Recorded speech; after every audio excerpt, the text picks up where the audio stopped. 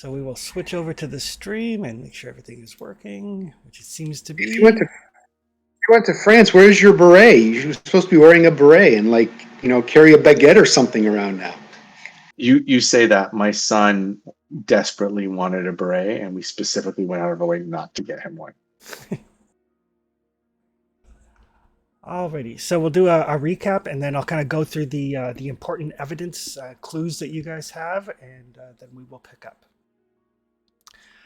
So you guys have traveled to Peru to take part in this expedition to find a lost pyramid in the highlands, being put together by a gentleman named Augustus Larkin.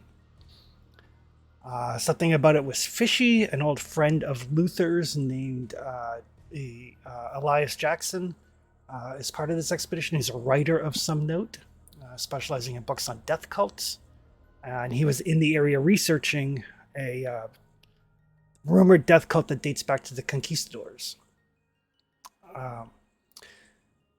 As you were continuing that line of investigation, you came across a creature, a sort of leech-like entity that killed a research assistant that had some information and nearly killed a professor that also had some information.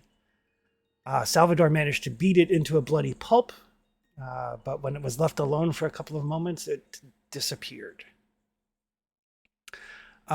Figuring that this piece of golden metal working that you guys had found was somehow instrumental in stopping some sort of evil. And this is just the high level Cliff Notes version. You guys decided to charter a plane and get ahead of Augustus's expedition.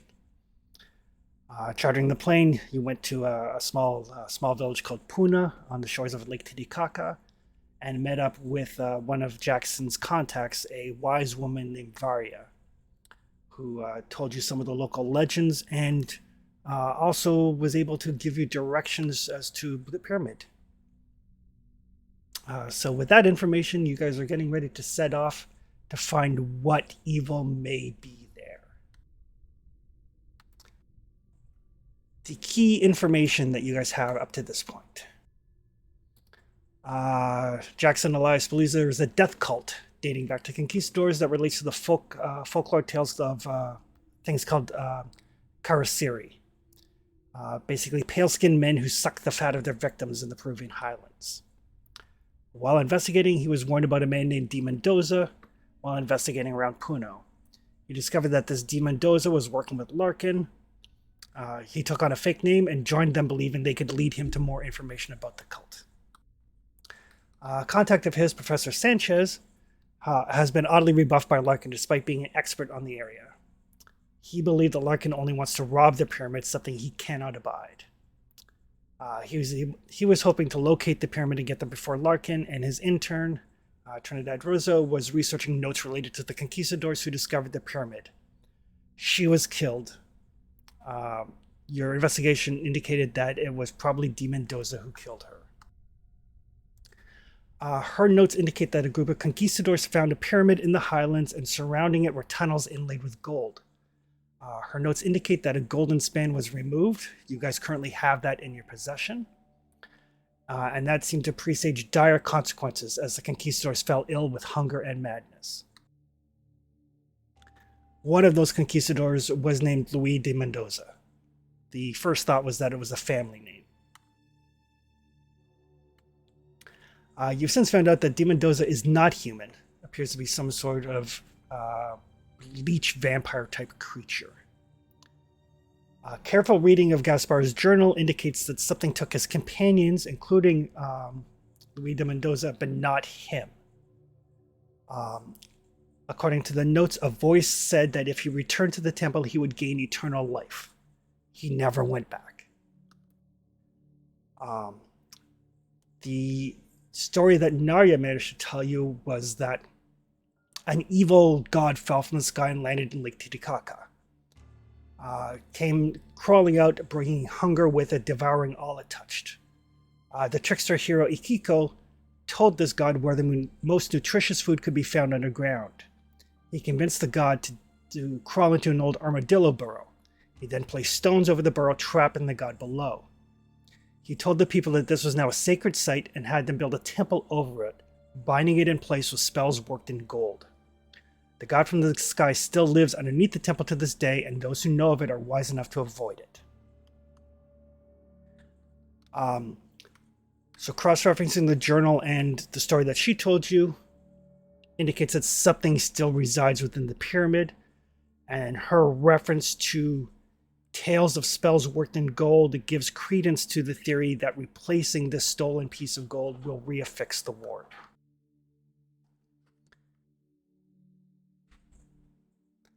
With that, you guys have outfitted yourselves for a trip into the Peruvian highlands. Call of Cthulhu is not a game that's big on equipment, so I'm just going to assume that because Dr. Carter has gone on expeditions before, you guys are outfitted properly. You have cold weather gear for the mountains, you have some pack animals, you have tents, you have the necessities.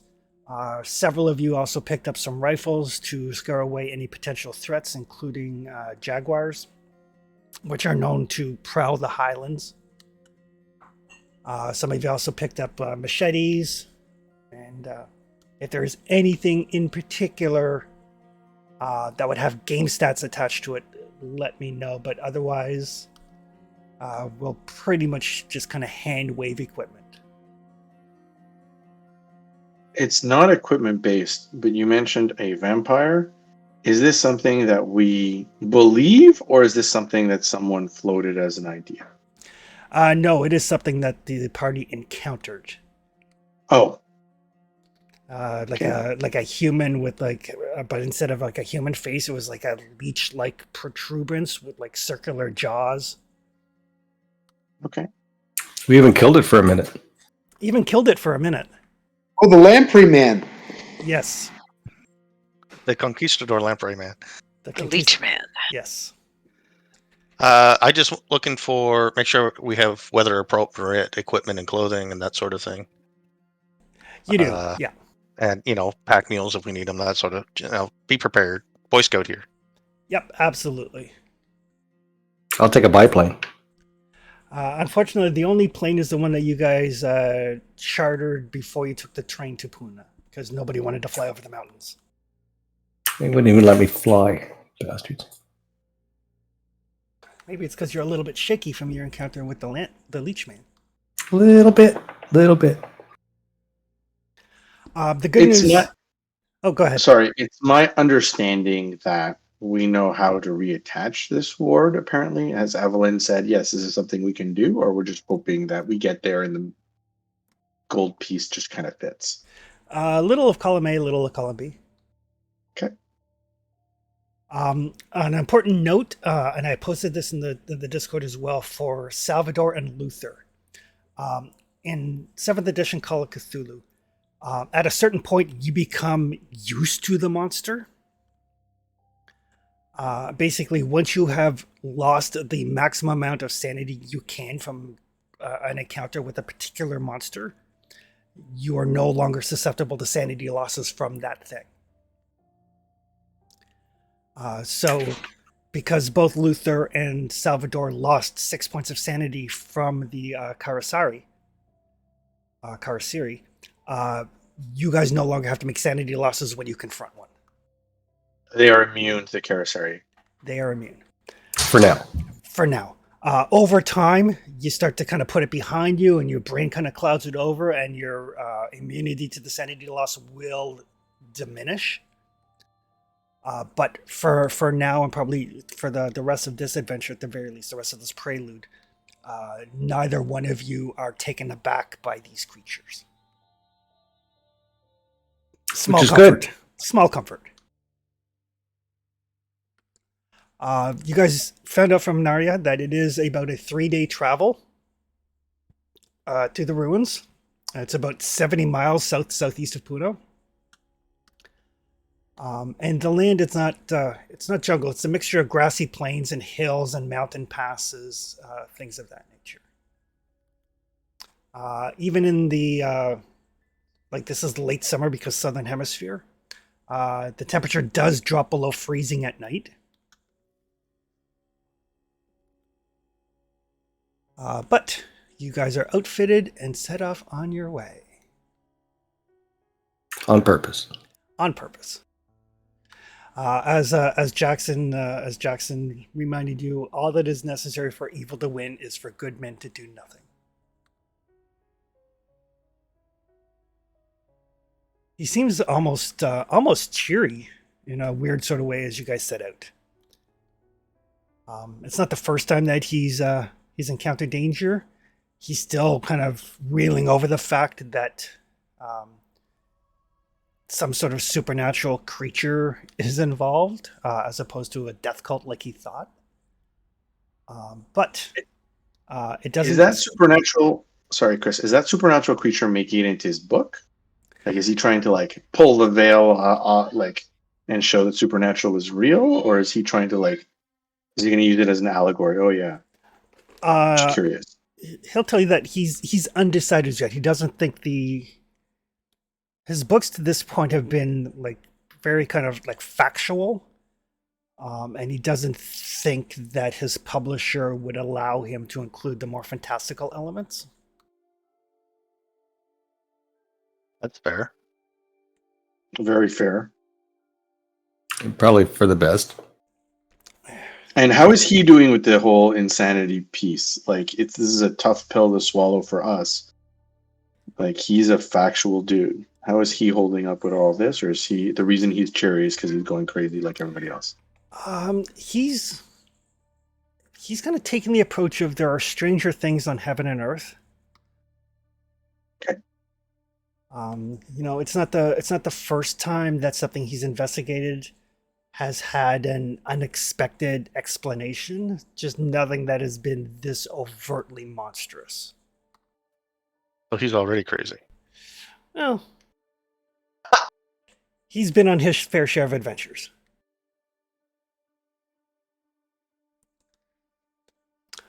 But during the first day, the travel is actually fairly pleasant. It lets you kind of put things not necessarily into perspective, but away from the city of Lima, away from the monsters that you know exist, and into the grasslands and the hills of the Andes highlands. It's oddly peaceful. Those of you who are keen-eyed, you actually spot, like an Andean condor darting through the trees at one point. You see the form of a jaguar. It doesn't come close to you, but you catch a glimpse of it. And for those of you that are city-bred folks, seeing these creatures in their natural habitat is like awe-inspiring in a way. But they do, like the jaguar doesn't come anywhere near you. It just kind of, you spot it darting through the trees. At one point you see a snake moving through the grasses that's got to be 30 feet long.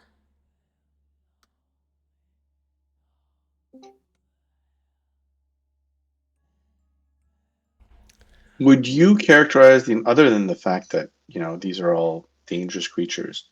Would you say that the environment is hostile, or is it just they're it's just the way it is? Like, you're describing threats. Are these threats to us, or they're just in the periphery? Hey, there's potential food here, or is it like, hey, we're hunting these people? You can make a natural world roll. Actually, everybody can make a natural world roll. Natural world roll. Nope.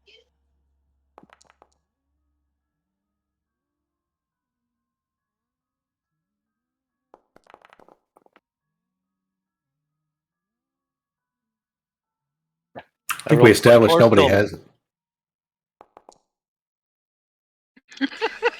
We have Yeah, I'd say that's a fair guess. we have firmly established that none of you are naturalists.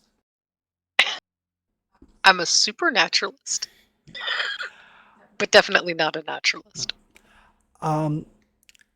Your best guess, being the fact that none of you are overly familiar with the natural world, is that the uh, the creatures are in their natural habitat. Like humans are not natural prey for jaguars or anacondas. So they have no reason. They're not starving or anything. They have no reason to bother with something they don't know.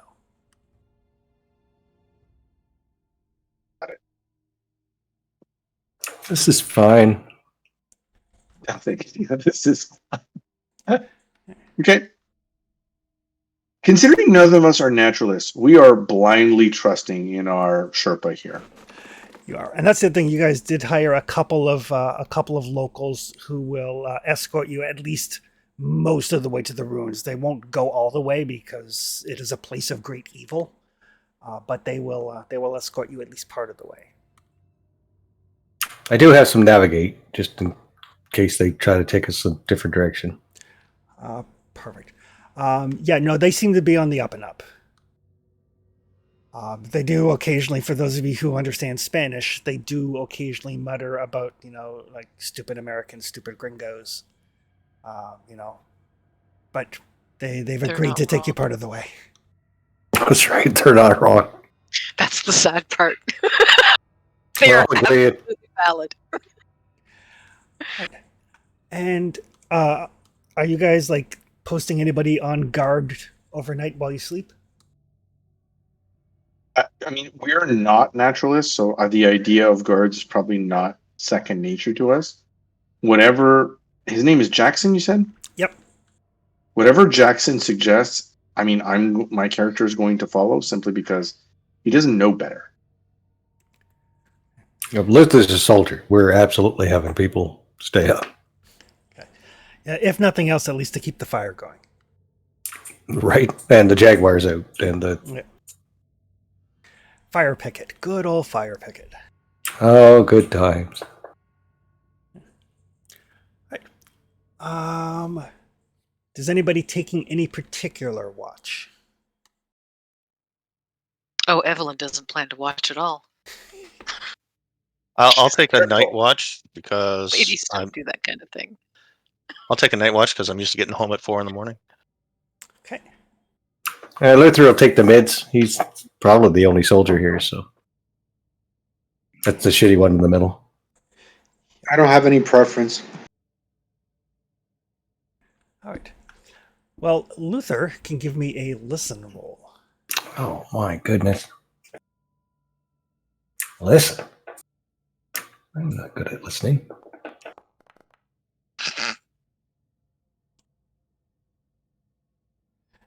You could spend 30 luck to pass that.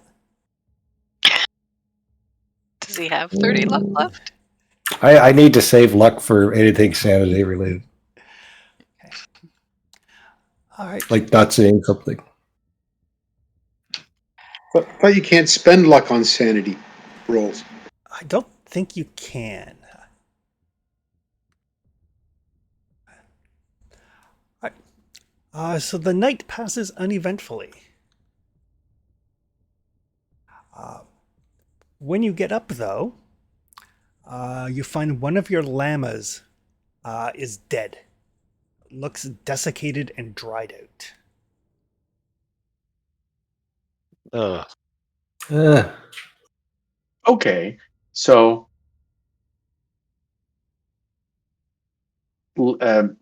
my Alvin is going to examine the area. Something that's dead is in his purview as an investigator. Is there any footprints around? Are we talking about like a chupacabra, a werewolf, or this lamp, or another lamprey person kind of deal? There are human footprints around. And But no given one that- noticed this during any of the watch. I look at the rest of the group. I was asleep. I didn't see nothing. My watch. So not only is it stealthy enough, or are they stealthy enough at night, but they also make no noise as to wake anyone up. Jeez. I think we've established that. I have to double up some watches. If we're lucky, we have 2 more llamas before we get to where we're going. Because we're 3 days out. We're 1 day in. Down 1 llama. Right. And why doesn't Alvin give me a tracking roll? Is there's a track. Regular, I guess. Yep. Oh yes. All right. So as you're kind of examining the tracks, it does look like, judging from the gait, it looks like it was deliberately trying to be stealthy. Like there's the footprints are a little bit lighter. They're a little bit more spread out. Like it was specifically trying to not make noise. But looking at the tracks, it looks like it circled the camp for at least a bit. And your estimate would be that it took the llama as prey of opportunity when it couldn't get close because of the fire and the watch. Okay, so share that. So it looks like it stayed at bay because of the fire and that we were there. So we have to keep the animals closer and us as close as possible. Okay. That works for me. I help to unpack the llama and redistribute the weight. Okay.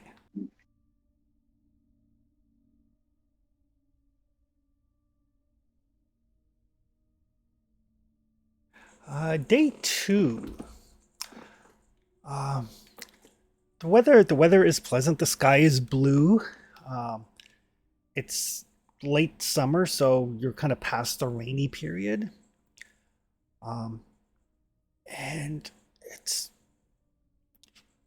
not super warm. It's comfortable. But in the distance, you hear gunfire, just kind of from over the crest of a hill. You hear gunfire coming from the other side of it.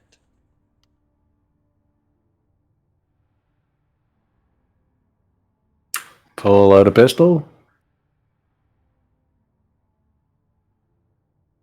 A single round, Chris, or is like an exchange of gunfire, A or is sing- it more like? And there's a different sound between. I mean, I'm from the streets, right? So I understand there's a different sound between an exchange of gunfire and like a drive-by shooting, a bunch of people shooting the same thing. Yeah, it's single shot. I'll pull out my rifle then. Ready my rifle. Okay. How was Jackson's reaction to this? Jackson hits the dirt. Jackson's smarter than us. So we're not in the jungle. This is all grassland, right? So Yeah. or mostly grassland. So we should be able Yeah. to see a good chunk ahead, or is the grassland high and covering? Or like we in like wheat? Kind of like- it's like thigh-high grass, but the gunfire is coming from like the other side of a hill. Like if you get up to the top of that hill, you'll probably have a much better view. I'm going to pull out whatever firearm I have as well. Okay. So I know, or Alvin knows, that Luther was a soldier, and who else has a long arm? I have a rifle. Pulling the rifle out, yeah. I'm a better shot with a rifle than I am a handgun. Okay, I'm going to tell the doctor to cover Evelyn and Jackson, and I'm going to tell Salvatore and Volador to, because they're the bigger guys, right, to run up the mountain and see what's going on. And Luther, obviously, because he's the only skilled weapons person we have. He's the warrior. All right. I have no idea if they're going to take my orders. I'm just going to say that, and I start running. Yeah, follow. Okay. Kind of crouch low and scurry to the top. So from the top of the rise, you see 2 human figures. They're probably about a good 600-700 meters away on the far side of a hill. Like downwards, sloping down 700 meters away? Yeah, slipping downwards. Okay. And again the gunfire, and it seems to be like you wait and you don't hear the sound of rounds impacting anywhere near you guys.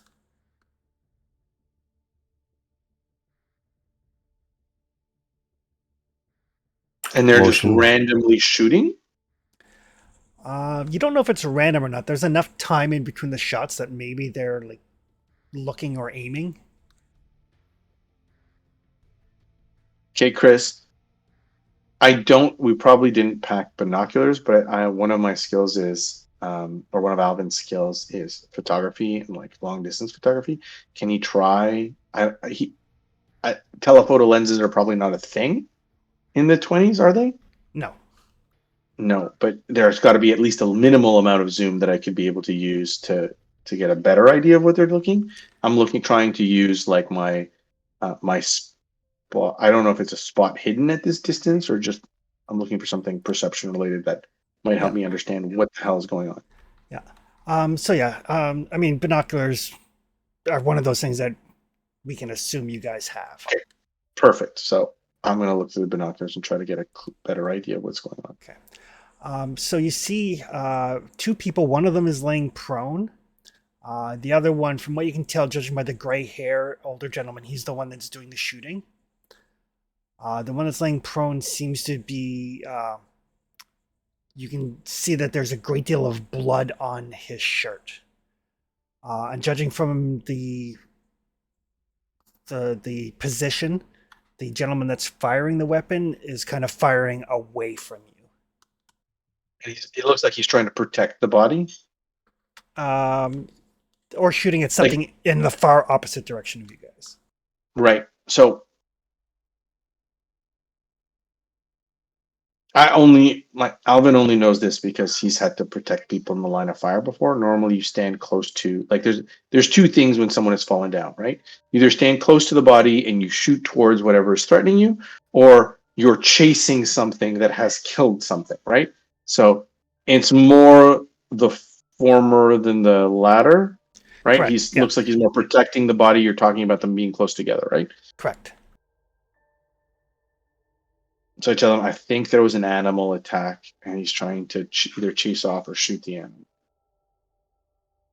But he does not. He looks spooked. We need to be able to help him without getting shot at.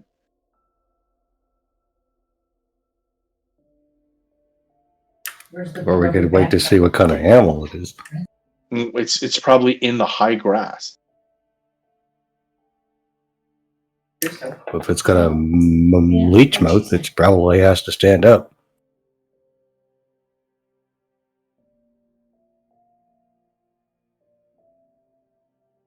I look over to Salvatore or Volador's like, do you guys have like a shirt or something, a spare shirt that we can wave so you can see that we're here and doesn't shoot at us because we're obviously not an animal?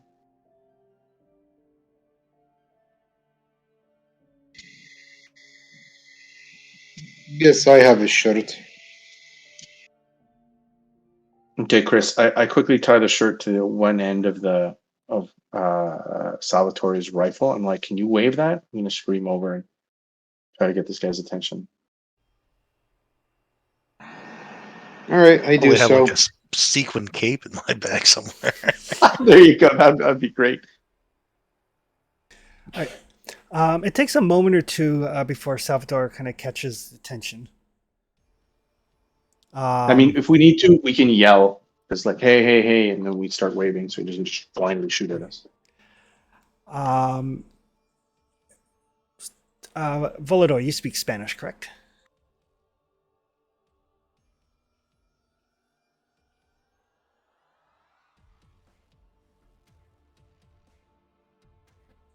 Did we lose Trevor? Yes, I do.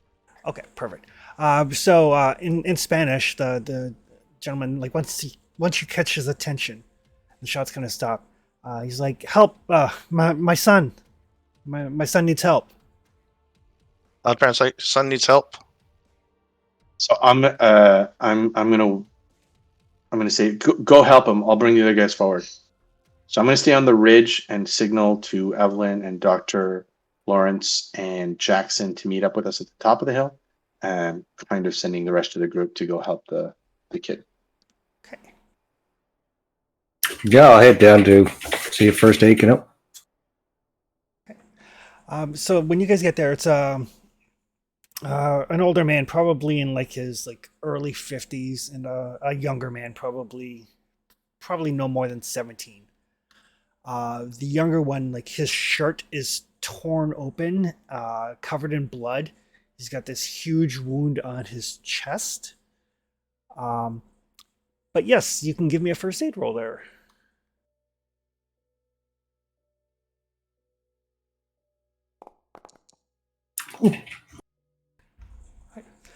Um, looking at it, like he's lost a lot of blood.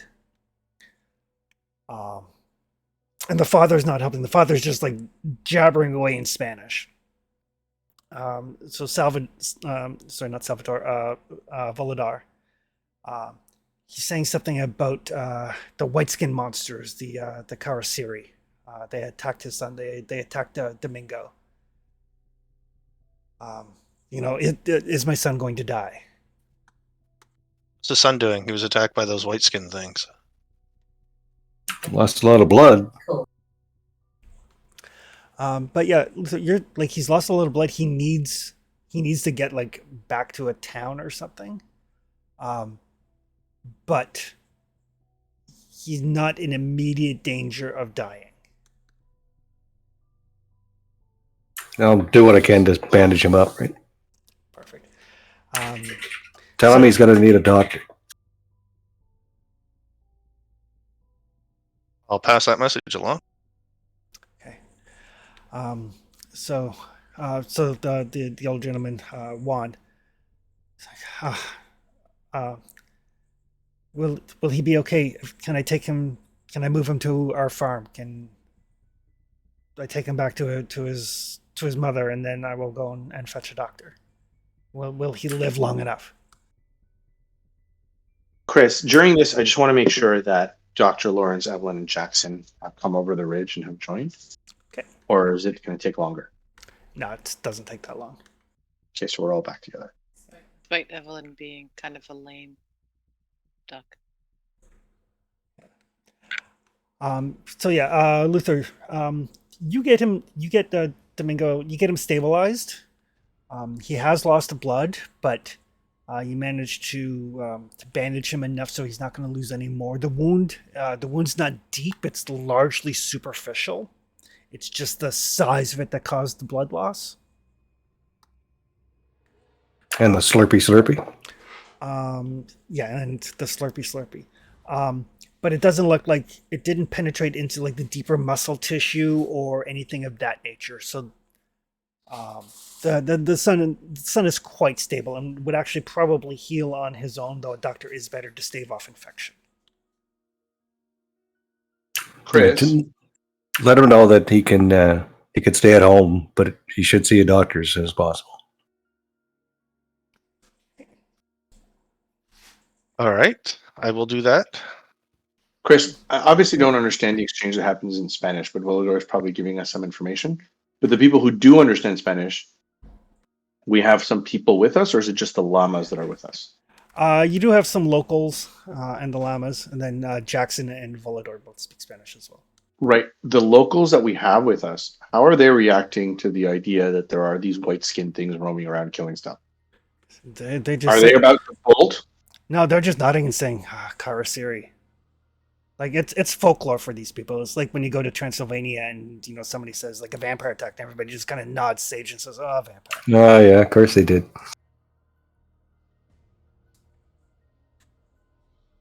Like it's largely folkloric, but for these people, this is a very real danger. Even if none of them have ever actually seen one, they've grown up with these tales. Luther, how far is he trying to take this child? How the hell am I supposed to know? I don't know. How far can you take him? I mean, where's this guy's farm? Like, he's just going to get attacked again?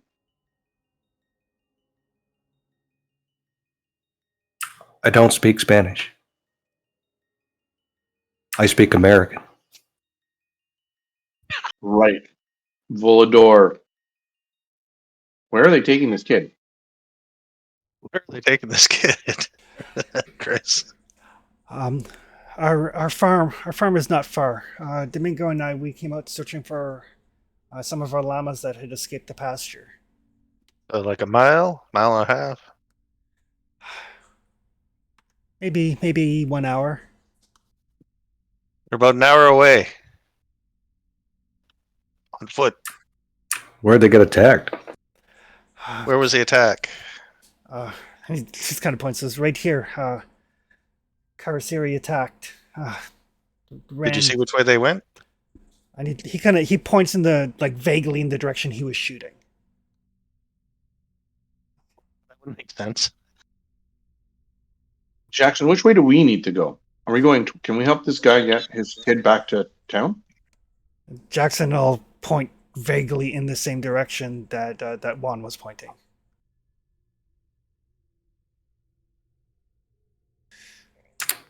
The good news is there's only one of these things, and we kind of know where it is. So,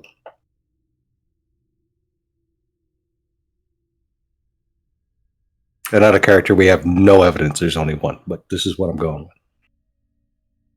I'm right there with you. But luckily, there's only one. When they say that they're pointing in the same direction, we can help this guy get his kid home and still be vaguely on track. He said his farm was probably about an hour away, so it'll add a couple of hours to your journey. But I looked at the group. Yeah, in the scheme of things, you guys know that you're at least 2, maybe 3 days ahead of Larkin's expedition. We have to help this kid. There's no way that the father will be able to drag his child home and defend in case there's another attack. Yeah, I agree. I mean, we're going to have this fixed in 3 days, and we're going to not make it home. So, I might. I mean, it's a few hours. We help this kid get home. They can lock the doors. Because if we just leave them here, they might not even make it home. A second attack, he's not holding his rifle. He's holding his kid, and it's over for them. Oh, let's escort them back to their farm, and we can proceed from there. Yeah, let's do that. I agree with you, Doctor. I mean, we're not going to leave them here alone with that creature around. No, we know what that creature can do. I look over to my injured teammates. It's only an hour, so it's not that far out of their way. hey, Salvatore, you want to carry the kid, maybe? Since you're 100 feet tall. Yeah, That's sure. gonna give I can do that. That's going to give him a great story to tell his friends. Perfect. So yeah, between the first aid that Luther did and Salvatore, you guys can kind of get the Mingo into a fairly comfortable traveling position. Juan will lead the way.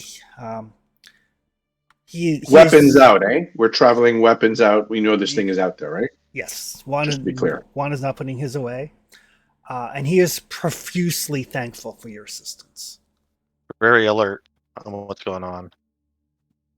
Scanning the horizon, scanning the woods. And as you travel, it's one of those things where once the shock kind of wears off, he's largely just kind of babbling thank yous. Interspersed with Domingo's my only son. I don't know what would happen if I lost him. Thank you. Kind of that sort of thing, just kind of over and over, like he's just trying to fill up the space. He doesn't know how an alien's about to pop out of his chest. Chris, Yep. Try to stay Come here. safe and stay put for a few days. Sorry, what was that, Yorick?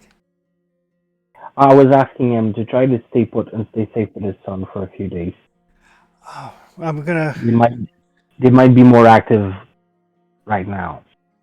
once he is comfortable, I need to go fetch the doctor. But we will make sure that him and his mother lock the door. Chris, I can't communicate with him directly, so I'm going to ask Volador. Is there anything that we can get from him? Because he's a local. We're not far from where we're going. Anything at all that he can tell us, either about the attack or about the area that we're going to, anything that we don't know. Where we have this guy for an hour while we're walking. Yeah, let's We pull need- all the information we can get from him. Yeah. We want to know all the local legends about these things. That thing. Or that thing. Yeah, he said plural though. You're mistaken. Okay. Give me a charm or persuade roll there, Volador. See, my charm is 50. My persuade is 20. Let's do charm. 50 charm. That's solid. I am a professional actor. Doesn't matter. I was Never about, made it to the big leagues, though. I was about to say you do have a bonus die because of the assistance you guys gave him. What's the bonus die do? It rolls an extra 10s dice, and then you choose the one you want. So I'll just roll a 10. Yeah, roll a d10. Or 7 either way. Wow. Too bad I don't play slots. He does tell you about what he knows of the Karasiri, which matches up with the myths and legends that you guys have heard. It matches up somewhat with what you know, that they are evil white-skinned demons who attack and suck the fat out of the farmers. And we kill them? He doesn't know. The myths and legends never say anything about them being able to be killed.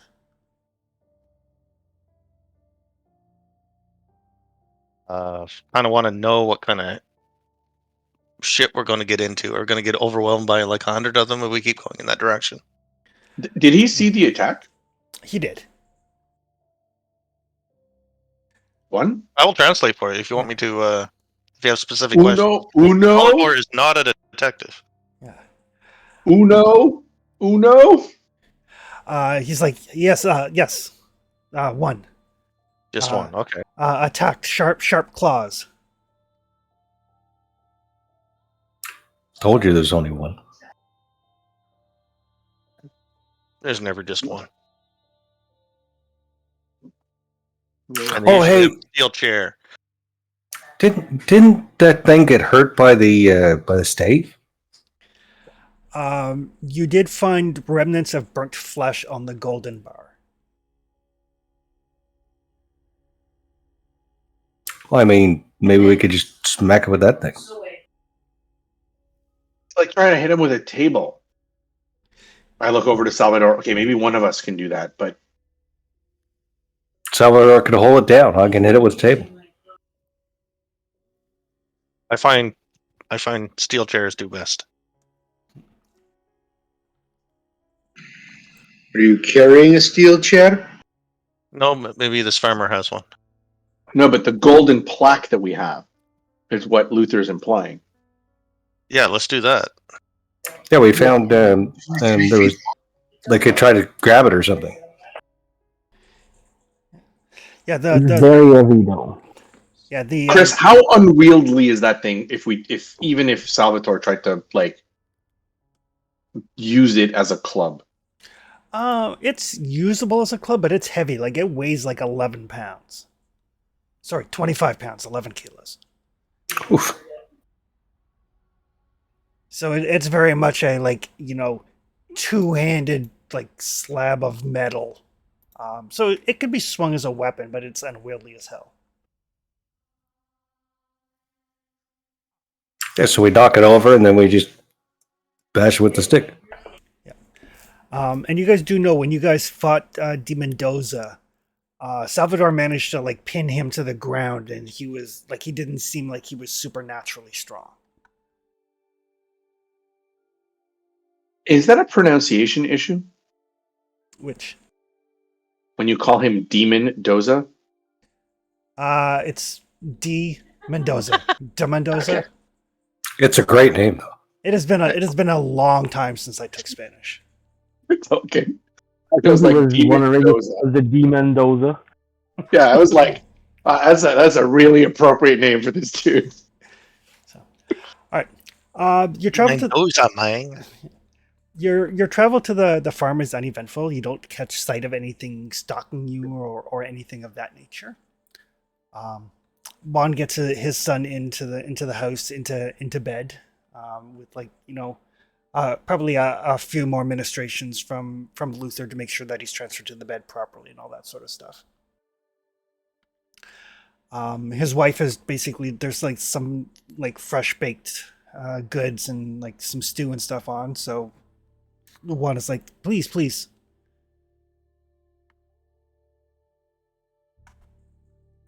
Might as well eat. We can take a little break and ask me questions. Chris, these are Pueblo people. Like these are like farmers, Yes. and like Yeah. my assumption is they don't have enough food to feed 8 people who suddenly show up. So I'm just going to take a cursory look around, and if they're obviously going to offer whatever they have because they're happy to have their child around. Well, my goal here is not to eat them out of house and home. So I'll take like politely like a spoonful or something, but Gotcha. I want to make sure these people have food. If farmers have anything, they have. Yeah. In the mountain highlands, I don't know how easy it is to farm. I mean, anything we eat now is ration we don't have to eat, so we can offer some of the food we brought with us. Sure. And that's going to give us a warm meal and a moment to stop, think, and regroup. That's fair. I think I'm it's not good tomorrow, but I'm very understanding of what you mean. Like, we don't want to ruin these people. Yeah, well, no, and you guys can do whatever you want. I'm just talking about Alvin. Alvin is really like he's seen people in terrible situations, so that's just his instinct. He's not necessarily going to say something, but he's going to be polite and like take a spoonful or two of whatever and make sure that these people have more than enough because he's carrying the food that he needs. Yeah. Well, if that's not a discussion you're exposing, I'm still gonna like eat gleefully, but I'm gonna leave them with the equivalent of the food I have taken there. Sure, no problem. To balance it. Perfect. Volador kind of acts like he's trying to be a folk hero because he is. So if he feels it's appropriate that he eats so much because they're being generous and they're treating him like a hero, he will. Okay. Very gratefully and complimenting their food, of course. But hey, he's 5'10" and 238 pounds, and he's got to maintain that physique. That's a belly to maintain. Yeah, Luther's a soldier. If he's got food in front of him, he's going to eat it.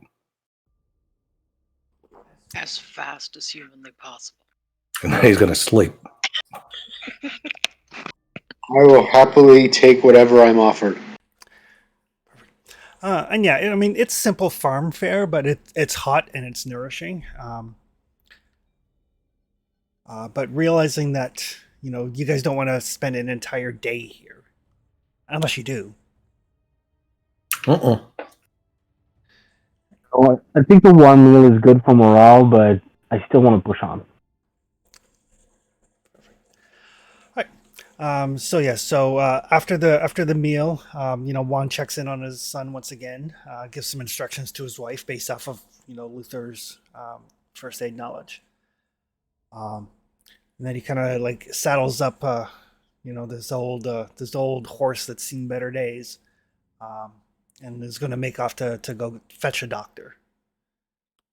Again, thanking you like 1,000 times as he kind of sees you on your way.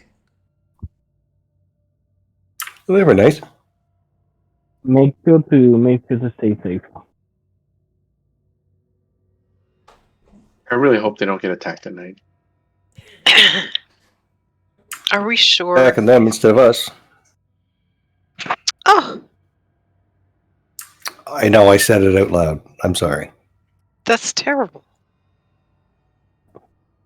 I mean, they've lived out here for years. They have a house.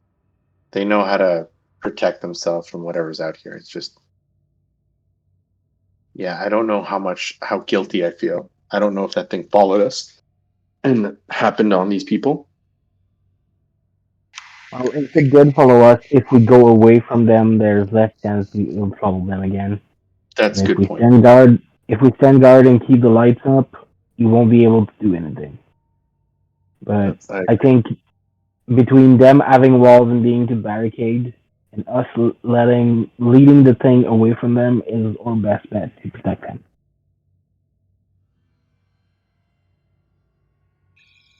Hey, Chris, I'd like to do one thing. Okay.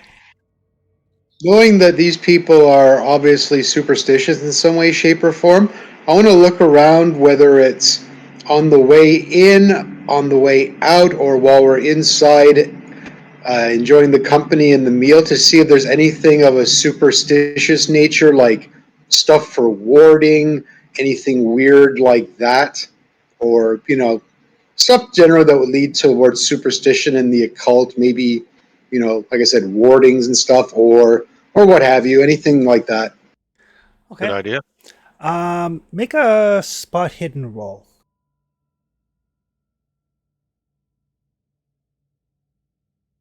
You're going to get some information anyway, but succeeding at rolls is how you improve your character. So Would anything like that attract Evelyn's eye, given her occupation? oof, that's a great roll. Good roll. That's an extreme success, I believe. Um, you don't see anything that you don't see anything that is out of the ordinary. There is like a small like if you've ever been into like a really staunchly Roman Catholic grandmother's house, and there's like the statue of the Virgin Mary and that sort of thing. Um, there are those sort of knickknacks here, but you don't see anything other than that would denote any sort of superstition or anything.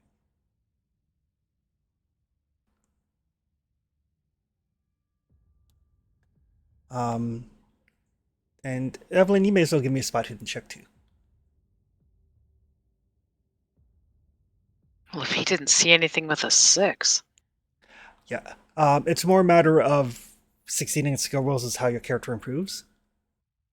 So Yes. if you succeed, you'll get the same information. No. Okay. New. No. That is great too. Would I... Oh, no, never mind. I don't speak the language. All good. Right. But yeah, Salvador, I mean, you're Italian. You're well versed in Roman Catholic. Oh, what's the word I'm looking for? Trappings, for lack of a better term. And these people are definitely Roman Catholic in nature. So in a weird sort of way, I mean, the belief is that you know God will protect them, but nothing of an occult nature, more of a religious nature. Cool, thank you. Yep. So you guys continue on your way, setting up your watches overnight for the second night, making sure that you've got a good fire going, making sure to keep everything a little bit closer into the fire. Letting the llamas, nest closer to you guys. The night passes uneventfully. On the third day of travel, probably around noon time, I will get everybody to give me a spot hidden roll.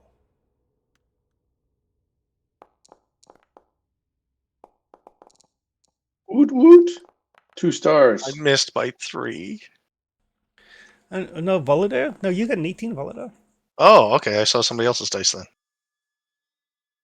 Pratt and I, on the other hand, Is that a 99? 99. Evelyn and I are arguing. What do you mean? You were thinking the same thing. I would never have said it out loud. That's horrible. They can't understand me anyway, so it doesn't matter. I hope not. I certainly hope not. They invite us under their roof. They feed us. And that's the kind of thing you say? Out loud? I just want to point out that lame horse is still faster than you were. Ah, See somebody else say it out loud again. Maybe it's something I should look into. Perhaps it is, Mr. Pratt. Captain, if we're being formal.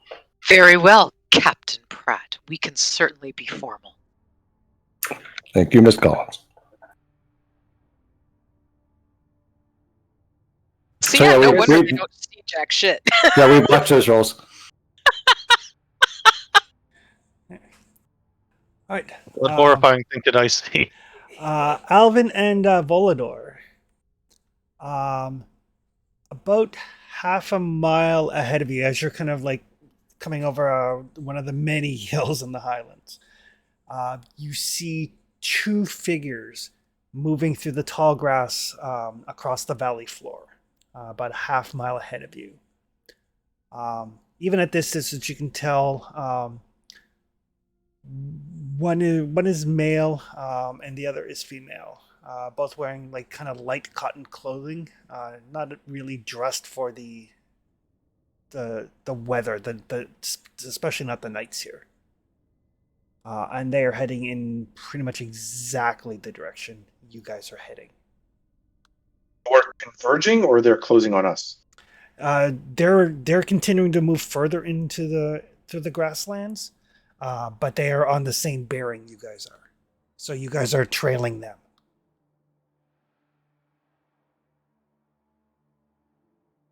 Have they noticed us?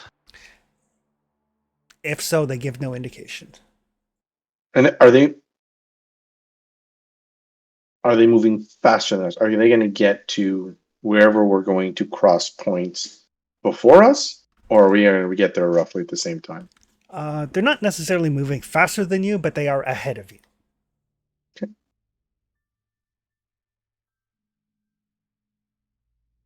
And they're not, from what we can see as we take the binoculars out as we're moving forward, and I mentioned that there's a group ahead of us. Are they carrying equipment, or is it really just two lightly clothed folk traveling? They have no equipment. Do they have faces? Check for have no faces. Well, since Alvin actually got a hard success, they do have faces. Oh, good. Yay. But the male the male of the group, the front of his shirt is like just awash with blood.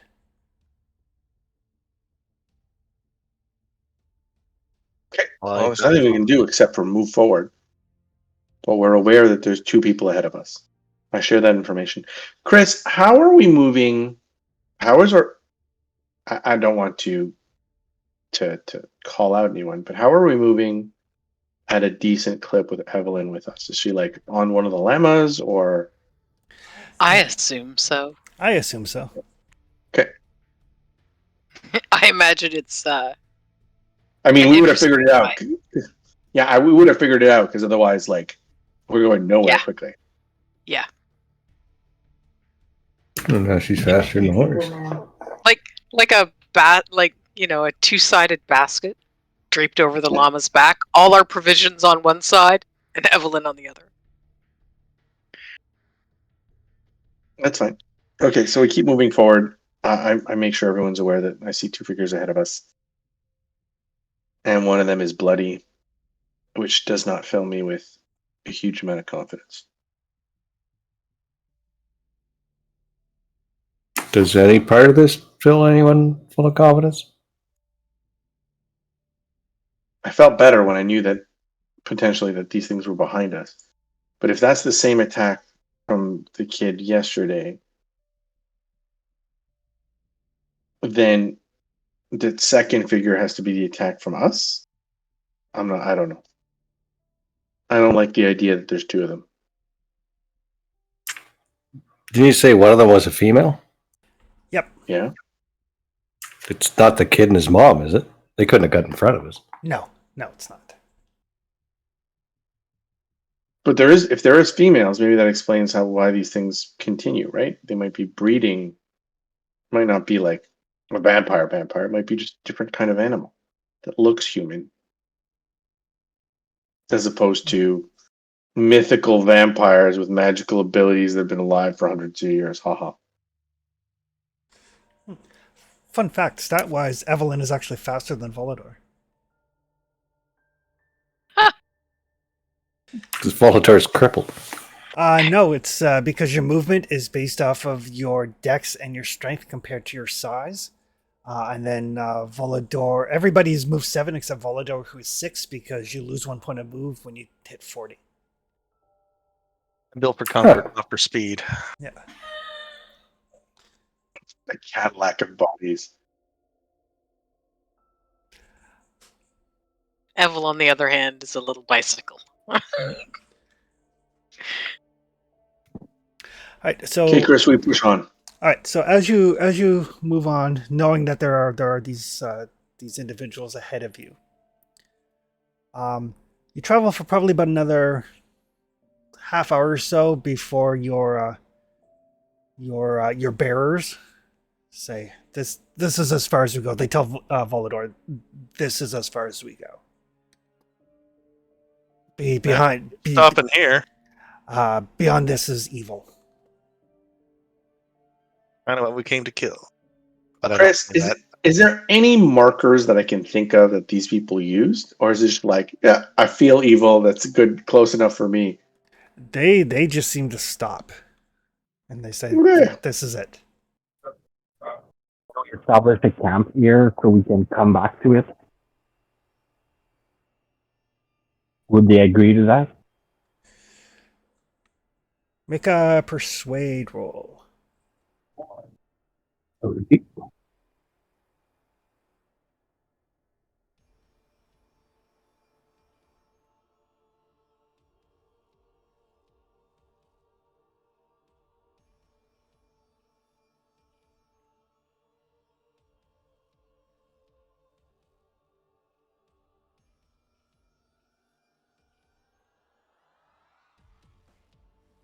I guess all we have to do is follow those two. They seem to be going the same place we're going. Are we waiting for the roll? Yeah. Oh, there it is. They're like, no sense waiting. You won't be coming back. Sorry, if it takes a while for rolls, it's a bit finicky on the tablet. Yeah, no worries. Yeah, I need to work on my persuasion. Do you have anyone really good in persuasion in the group? I got good charm. Okay, good to know. I'm a very good pilot. All right. But yes, they are not willing to wait because they do not expect you to come back. Neither do we. Okay, so I guess we Try to keep talk him moving into forward. it. It would be considered pushing the roll, which means if you fail, then not only are they going to leave, but they are going to take the llamas with them. Oh, I right. got You have 50 charm. Do you want me to risk it? No, No. thing he dilemma's first. And without the lemmas, how are we going to move Evelyn forward? Yeah, I agree.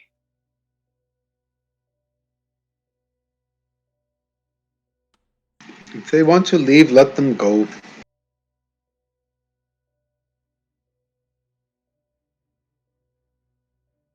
Let's push on. So as you push on, you can start to hear after probably about 10-15 minutes of walking, as the path that you're following, the grasslands kind of dip into a deep windblown valley. The area around the valley is arid, very sparse plant life. And you hear this eerie whistling sound.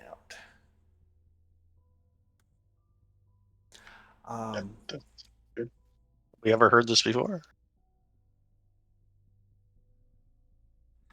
Probably not. We're going to another map. Forbidden Lands, that gives an experience point.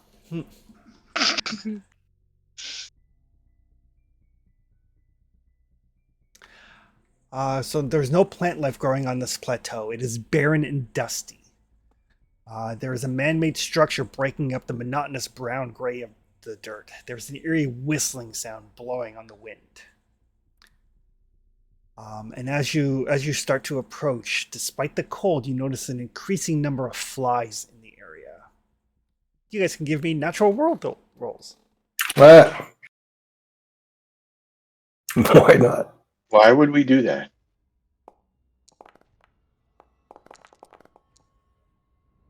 It's possible somebody might know a thing. It's looking more and more unlikely. Oh, Never mind. Volador.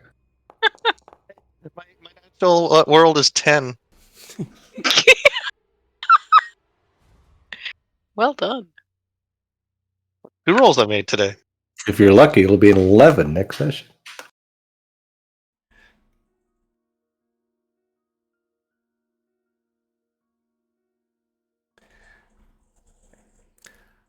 So Volador, you take a moment, and it strikes you as unusual because the air here, it is cold. Flies are not common, but what you notice, probably, maybe when you're growing up, you spent some time in like a butcher shop or whatever.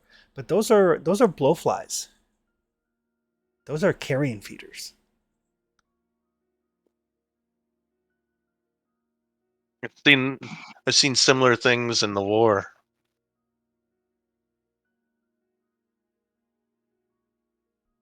Nothing good's come from a war. No, they feed on the dead. They eat carrion carcasses.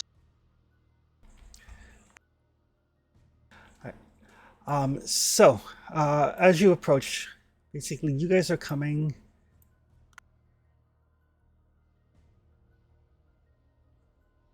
kind of from this area. So you're looking down into this structure.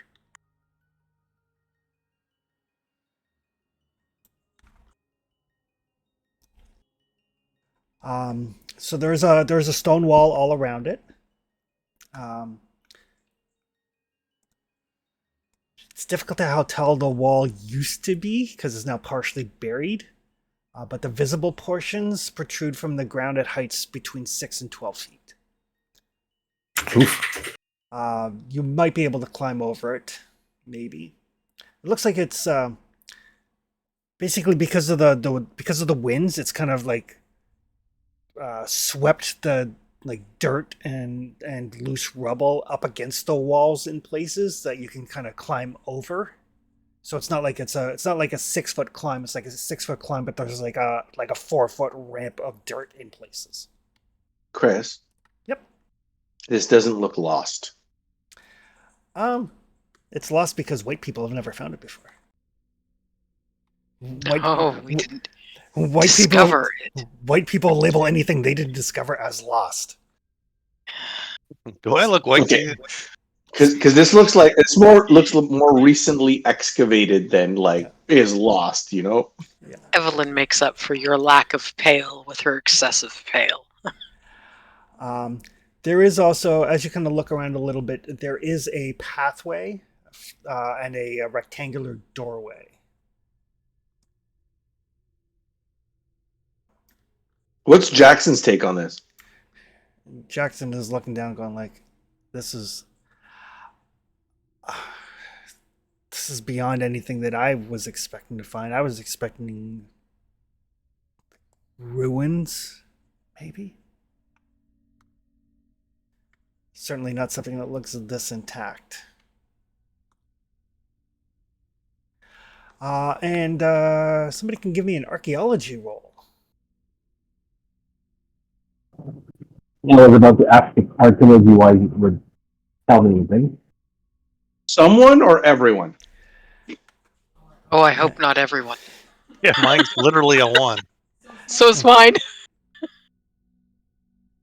Yeah. Nicely done, Dr. Carter. So Dr. Carter, you recognize the design structure. This is very similar to the Tiwanaku people, which is on the other side of Lake Titicaca on the border with Bolivia. There's some differences, but the similarities suggest they were built by the same people. And as you guys are kind of walking around kind of cautiously overlooking this area, this kind of central structure is a stone pyramid, a stepped pyramid, large flat top. It looks like much of that is still below ground level.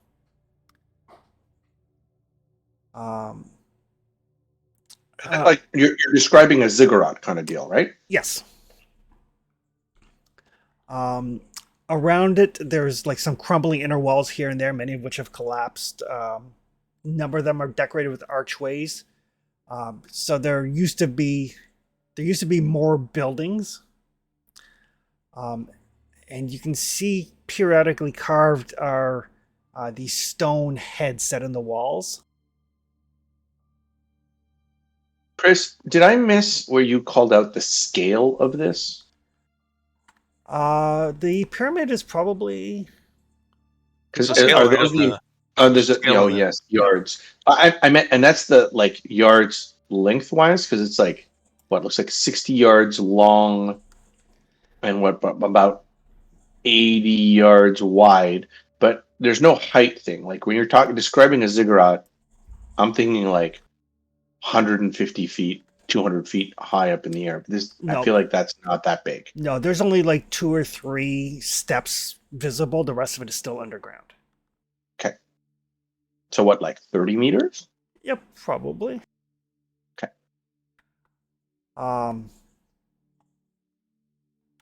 Still impressive in the middle of nowhere. Yes. The top 5 steps rise above the ground. The steps of the pyramid are made of rough hewn stone, worn and cracked. Each step is around 5 feet in height. So basically, people have to kind of climb up one step at a time. There is a long, narrow crack running diagonally across the top of the pyramid. So interesting anecdote about the Toltecs, the Mayans, and the Incas. When they make staircases on the ziggurats, they're normally really high and really narrow. So you almost have to climb hand over feet to go up. But they're so narrow that you can't walk down them normally. You have to turn around and kind of backpedal. And the reason they do that is so you can never turn your back to the god. Huh. Wow. Right. And as you guys are kind of scoping out the place, you see those 2 figures that you are following. One of them is kind of waiting at the bottom of the pyramid, while the other one climbs to the top. And it is a climbing process. But when it gets to the top, it walks over to the crack, kneels in front of it, and then vomits this stream of thick white fluid into the hole. Can we all see that happening? Yep. Oh, I wish we could. I'm going to aim and fire. Oh, Evelyn is going to gag. Because that's nasty. If nobody pulls my shotgun down, I'm going to shoot this thing. okay. What's I'll pull our a range to shotgun the down. thing? What's our range to this thing? You're probably at about, from where you are, probably about 30 yards or so. Yeah, I'll try to pull it down. I mean, you can't hit I'll let anything with you. a shot. You can't hit anything from a shotgun. It's not That's a range. it's not a shotgun. It's a 30 A rifle. caliber lever action carbine. Oh fuck yeah, shoot! I'm going to spend my luck on this if I have to. I've Okay. got 18 luck left. All right. So on your combat thing, Carbine? yep, click the carbine. It'll tell you that you don't have a Right? sec. Let me drop some tokens on the map so you have something to shoot at. Okay, when you hit the token, I will select it. Press T on it, right? Yep. At the bottom still.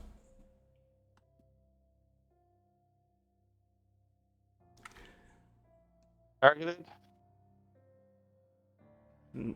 Okay, perfect. So you can Unable to calculate distance to token. Yeah, that doesn't matter. But you can click the aiming button. That'll give you a bonus die. It's interesting playing characters who are, at least for most of us, who are so far removed from fantasy. With these things puking into the hole, I as a player know like this is really bad. My character's like, what the hell? All right, I think I clicked aiming. It's a single shot. Yep. Luck if I can use it. I've got 18 left. Yeah, you don't have to spend it till after you roll. And then just click where it says roll firearms.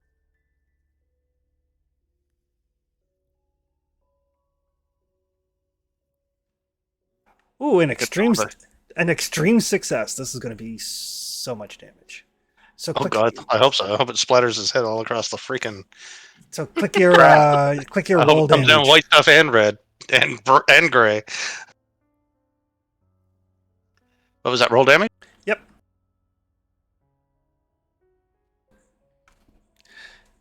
Oh, 20 wow. points. Take that. So just so you guys are aware, in case this happens to you, when you get an extreme success with an impaling weapon, which guns are and knives are, it does maximum damage plus a roll of the damage die. So in this case, because the rifle does 2d6 damage, it's 2d6 plus 12 damage. I have 12 hit points, so 20 sounds like a lot. Yeah. Yes. So as this thing is like vomiting this white fluid into this crack, Volador just raises his rifle and kind of like flips the lever and blows that thing away. You unholy beast. Nice shot. Also, Evelyn will do we give see a the little damage? shriek of surprise. Do we see the damage? I didn't see it rolled. Oh, it's the tiny line underneath. Yep. 20 damage, 0 mitigated. Okay, on as if that was a bellowed horn. When the rifle, the retort of the rifle, I think that's what it's called. Yep. Alvin yells charge and starts running down the hillside, pulls out Okay. his weapon. Okay. Give me 1 sec here. Initiative may matter. Just trying to think who all had a gun ready. I think everybody but Evelyn. Because Evelyn was busy Vomiting. trying not to, desperately.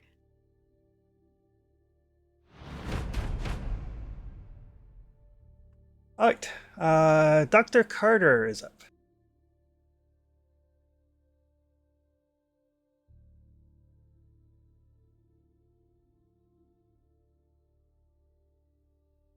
If Dr. Carter's speaking, we can't hear him. He's muted. That would be why. Muti. And Discord just doesn't want me to unmute. Okay. So as this thing is vomiting and Volador just like cocks the rifle and fires, and just like the thing's head like explodes as it collapses. Dr. Carter is up. Is there others of those things? Sorry? Is there other of those things? I thought there was just one. There's another one that was like waiting down at the bottom of the pyramid stairs. Okay. The way you described it, I thought there was just one of those things. I'm gonna assist Voldor on this one. Okay. At the bottom was a woman. It hasn't done anything that's Nasty. hasn't scared the hell out of me yet.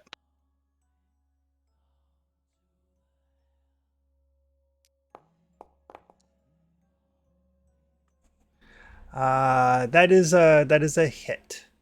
So it's 2d6 damage.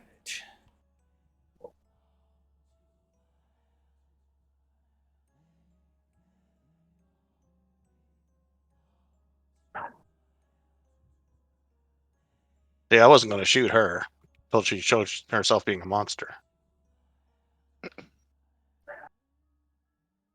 The shooting folks doesn't want to go. You can roll it.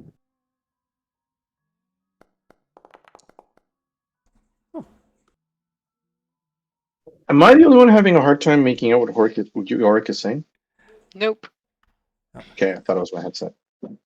Nope. I'm gonna try to fix that. Sorry. All right. So the bullet slams into her.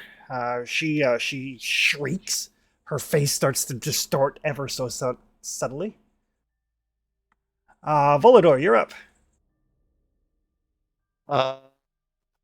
Talk and fire again. Okay. I'm not using luck this time though. Well, you don't have to spend luck till after you roll, so you don't get an aiming bonus this time though. Oh, I just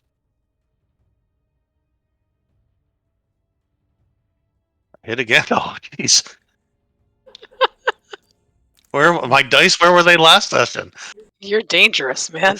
Last session I got destroyed because it probably tried to punch it though. Man, just keep doing this. It's okay what happened last session. Right now we're destroying them. I'm happy with this. Yeah. All right. So you can roll your damage here. Ooh, 10.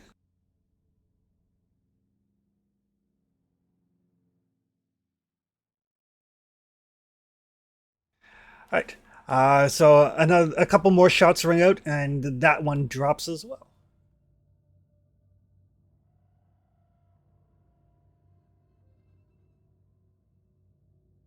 You can hear the shots kind of echoing through the mountains.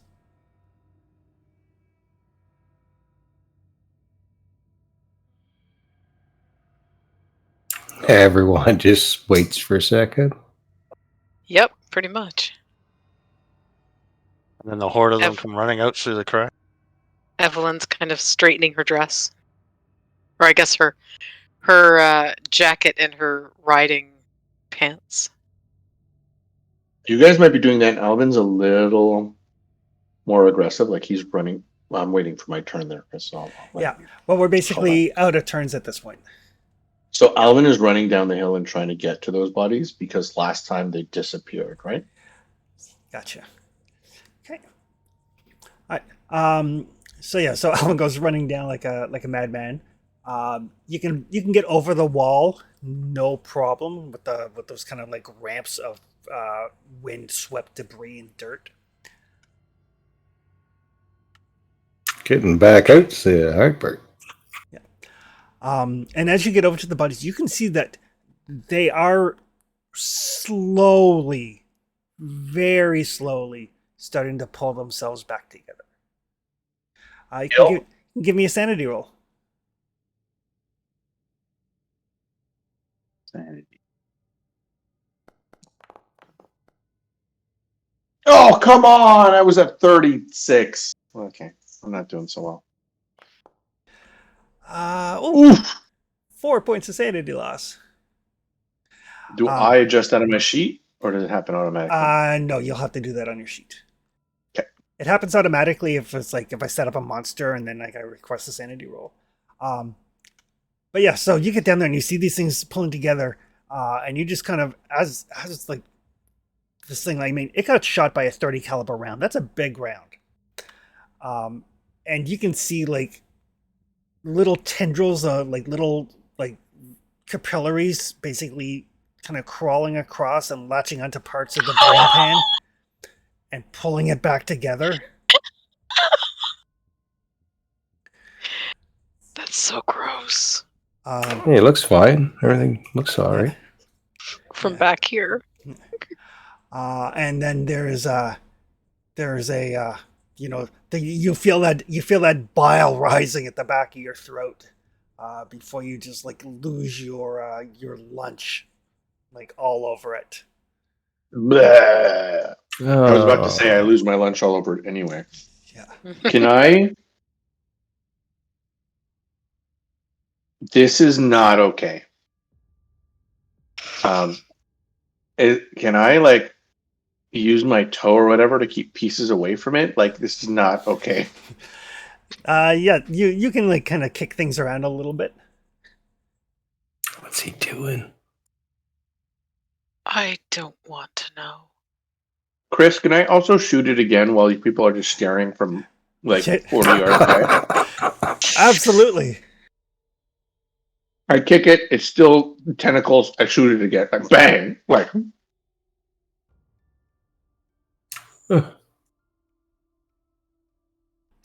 We should probably go help him. did it keep tentacling after that? It does. It is I slowly pulling itself back together. I shoot it again. Like this is not okay, Chris. Maybe we need to burn Can we them light with it on fire or something? Yes, burn them with fire, maybe. Well, you guys aren't down here yet watching itself reconstitute itself with tentacles from the inside out. We should bring him the stick.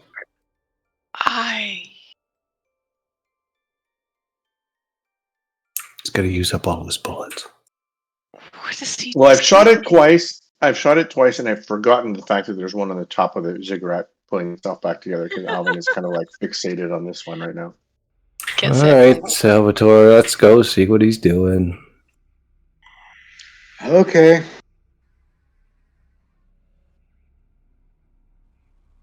I'm going to assume that Alvin smokes because everyone smokes. So he's going to, after he shoots it a second time, he's going to light a smoke. Okay. And unless people stop him periodically as this thing starts coming and putting itself back together, he will, every 30 or 45 seconds or a minute and a half, whatever, shoot it again. Okay. It just makes no sense to him. He's not okay. Someone want to try the stave thing? These things are putting them. Oh, that's disgusting. Yeah. Bang! Once you realize that, give me a sanity roll. Oh, I thought I was immune. You're immune to seeing the actual like creature itself. God, I never would have came down here. Woo! Look at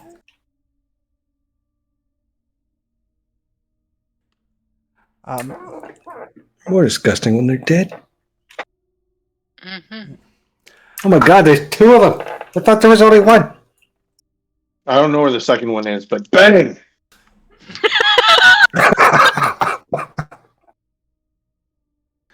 And you do notice that, like when you shoot it, it does seem to kind of step back its regenerative abilities. Do we have that gold thing, or we just want to try it with fire first? Well, let's try the gold thing first, since we have some evidence that it actually does something.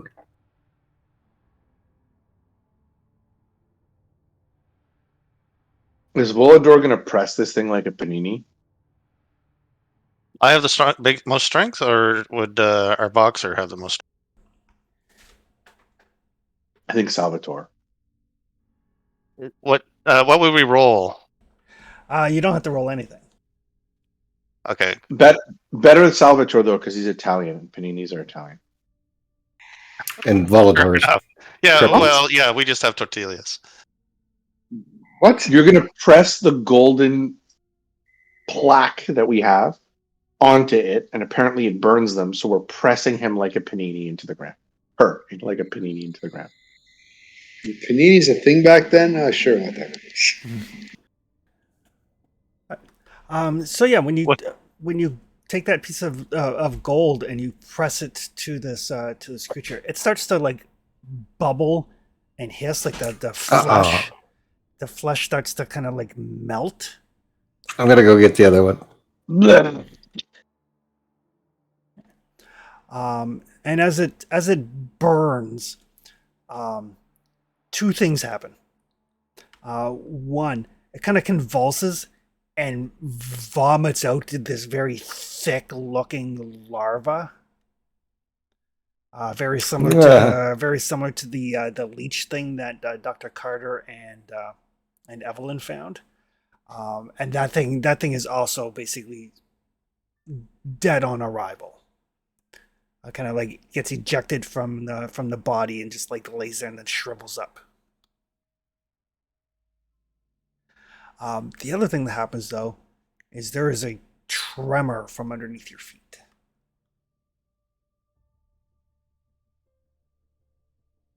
Like an earthquake? Like a very small, very localized earthquake. Like something extremely large rolling over in its sleep.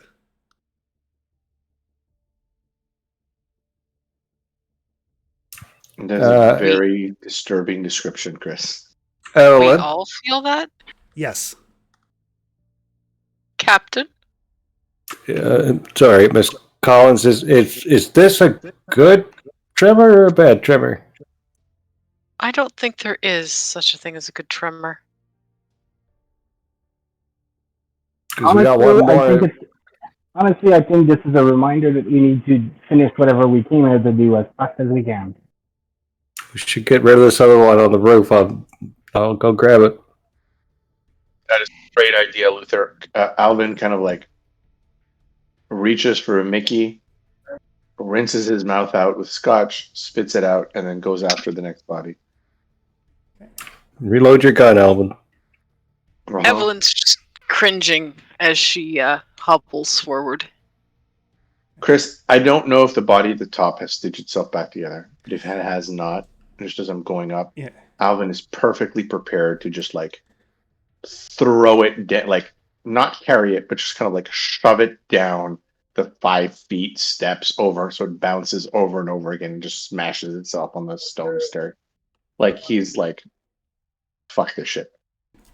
Okay. I didn't know what I was shooting at, but seeing what I see, I'm gonna reload. And Luther, you were going up to the top? Yeah, he's going to get the other body to bring down to, so we could get rid of it with span. Perfect. When you get up there, you do notice that this one is stitching itself back together. Again, it's a very slow process. And you can give me, let's call this just an intelligence roll. Intelligence roll. Huh.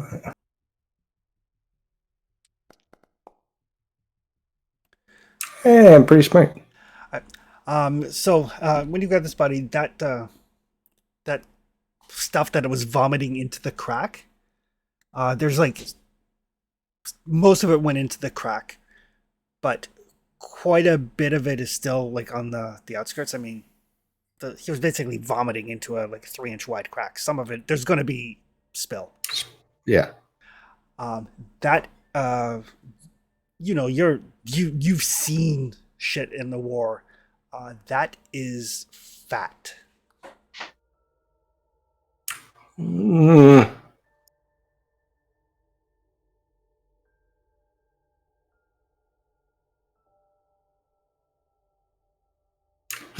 Fatty. Fat burns. It does. Oh no, I think I'm trying to piece something together. I like the way you're thinking, but I'm still back there with my shotgun because I'm having great luck, or with the carbine. Hey, Alvin, take this thing down to the rest of them. I got an idea. I kick it. Oh. Okay. And then I kick it again until it falls over the edge and splatters itself along the Okay. 5 foot steps over and over again. This thing is not human. I am not giving it any human respect.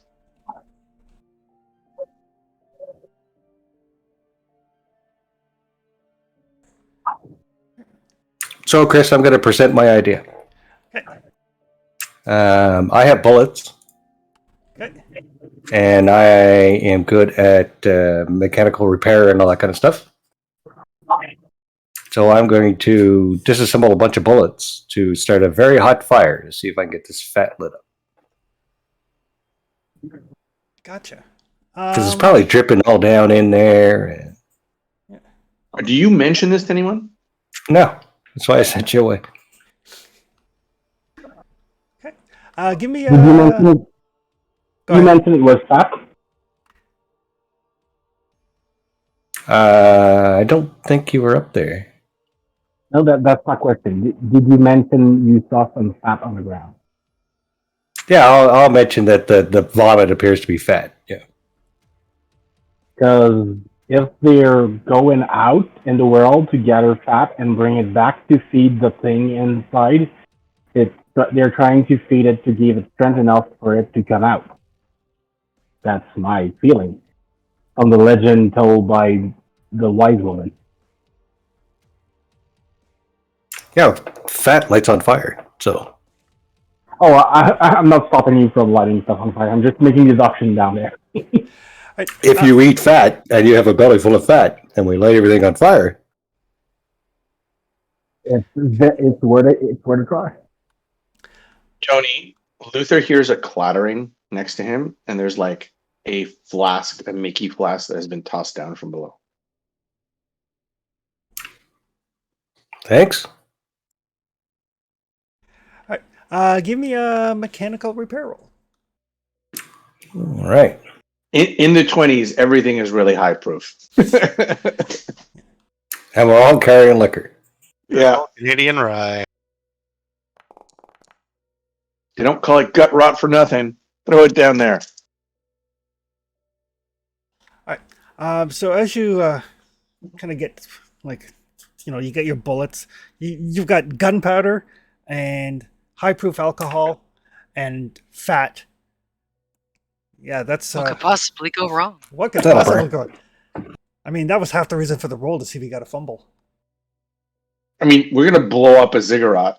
So, God knows how much fat there's in there after hundreds of years. Yeah. So as you get kind of close, because you kind of want to get it in the crack, not just like the spillover.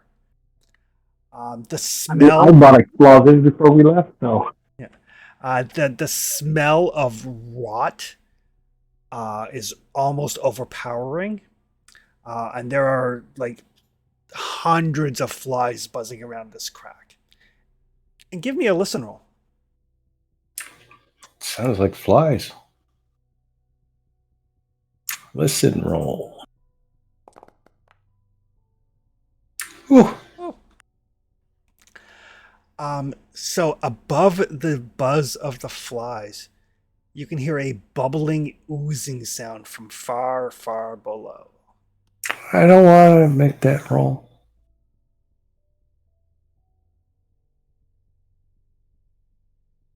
Actually, I'm going to light this thing on fire unless something stops. So Stop, yeah. since you hit an extreme difficulty with that, you think like it'll definitely like burn the fat like here on the surface and probably what's in the crack, but judging from the sound of whatever that thing is down there, that is quite far below you, and you don't think the fire will have. You don't think there's any viable way for it to reach that far. So you'll definitely get rid of the stuff that's up here. Can I gather up my gunpowder and whiskey and fat to make a bomb for later?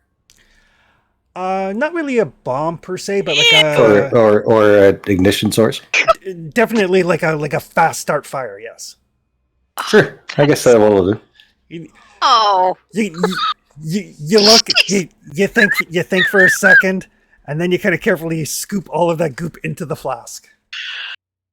forget Evelyn, Anita's gonna go gag now. Holy God, that's disgusting.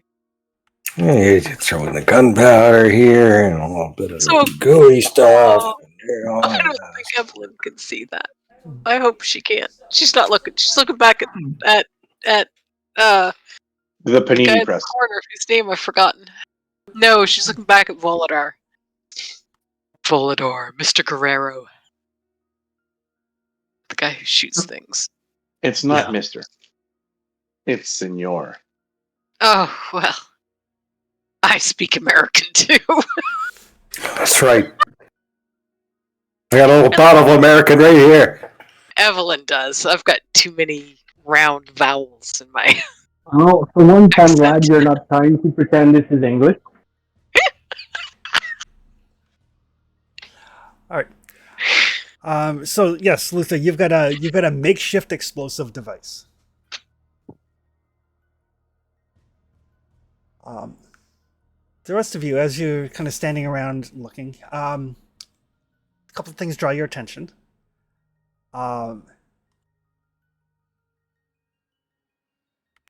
This here seems your guess would be it's like a chimney or an exhaust of some nature. It is capped over with flagstone.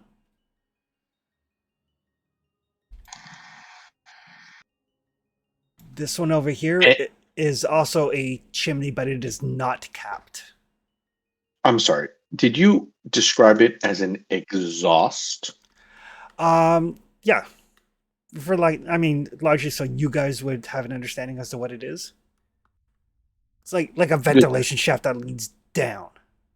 Okay, so it's not currently exhausting fumes. No, it's a vertical shaft about 15 feet deep. Okay. And at least one of them is covered over with a piece of flagstone. But the one closest to the north, the flagstone cap is broken. I look around. Is there anywhere that we see gold that we can reattach this golden piece of the wall and be done with this situation? No. But as you look around, on the far side of the pyramid,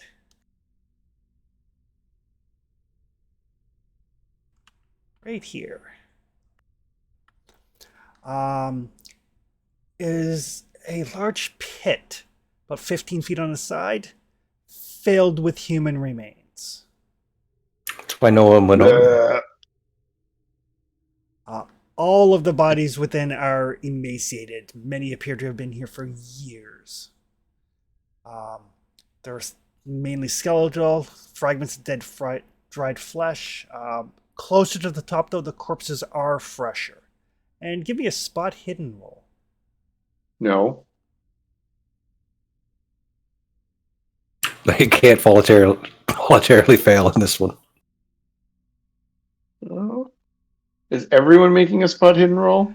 I think you were the only one looking around. I was. No, I'm staying where I was with my rifle ready in case something comes out of that crack. I spot really, really well.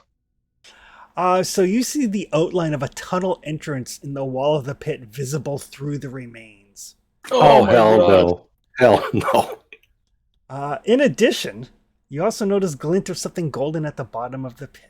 No, no.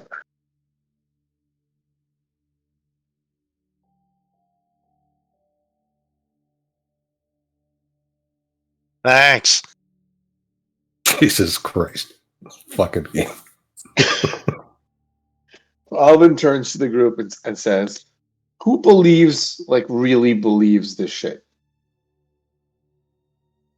Really, really believes it. Because there's a mass grave over here, and I think this thing belongs to the bottom of it. And someone needs to go down there and put it in the right place. Hell no. No. Do you have any better explanation for all this? I sure don't. The gold. Oh, the gold does need to go back. That's the hero I volunteered to do it. Let me You can check. hardly Thank walk. I Let am me not check how it's agile made. enough for Let me check how it's made. I'm the only one who's ever done that kind of thing before. You've done this kind of thing before? exploring a ruin. I'm not talking about crawling in dead body style, but I've been in a ruin like this before. Okay, at least tie How, yourself how, up with a impo- rope so we can pull you out in case anything goes wrong. Hmm. how impossible does it look to climb down? Oh, it's not difficult at all. I mean, the pit is chock full of bodies. Oh, Ah. glory me. It's like think of it as corpse quicksand. I was thinking more like imagine Scrooge McDuck's money bin swimming around in that money bin, except it's not coins. Yep. I'll think about coins.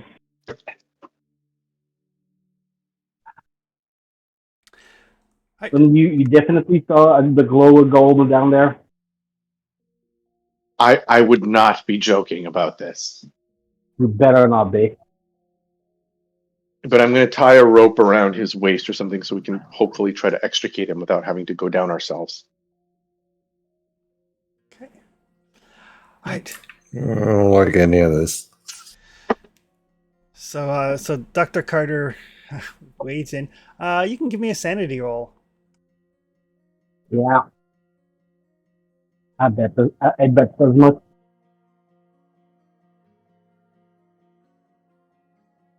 Sanity. Is your brother sleep?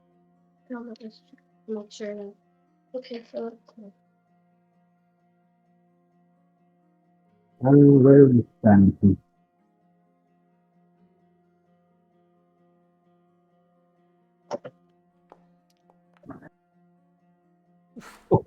Uh-oh.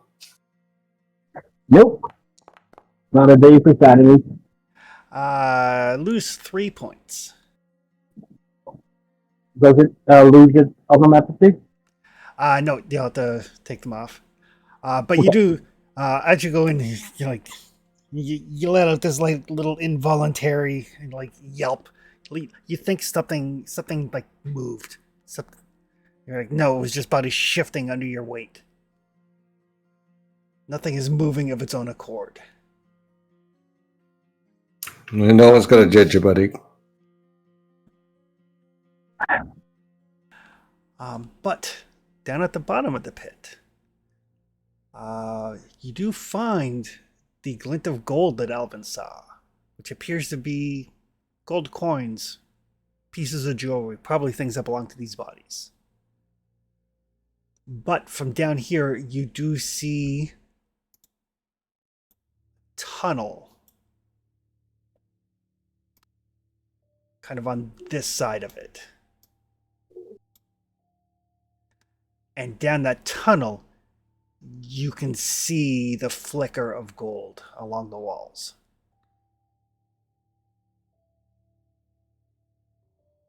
You have the thing with you? Just a few jewel at the bottom of the pit, but I think I see the thing we're looking for. Down in the tunnel. I'll need to go deeper.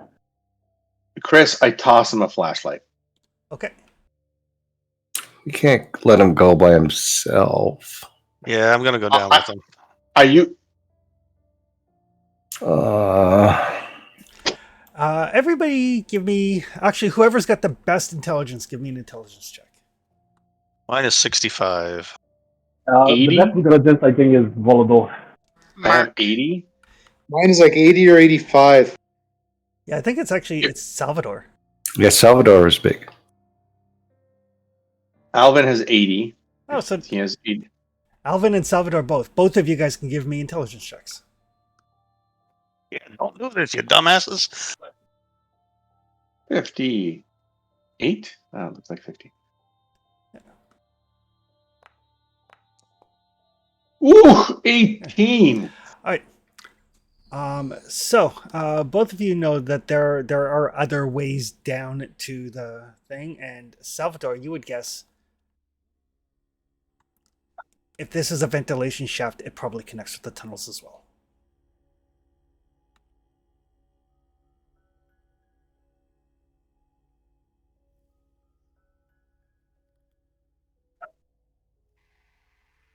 The odds are that if this is a ventilation shaft, it could connect somewhere.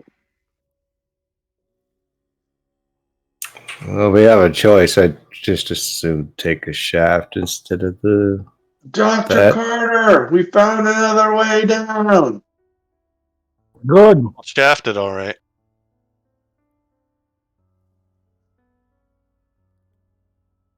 I brace the rope to help him get up. Okay.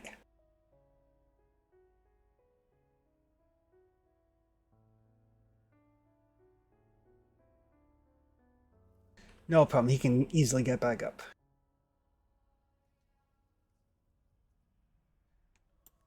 Well, we gotta get down that shaft. Tie some ropes off, I guess. I don't think I'll be able to go down. Well, I'll just tie you up in a harness and lower you down. Oh, that might Yeah. work.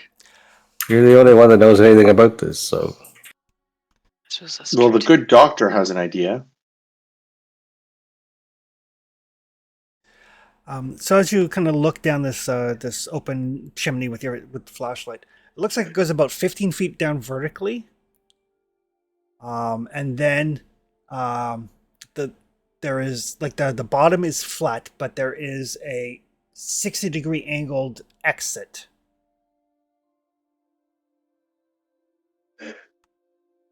So basically, you only have to climb down about 15 feet, and then it's angled at a 60-degree angle.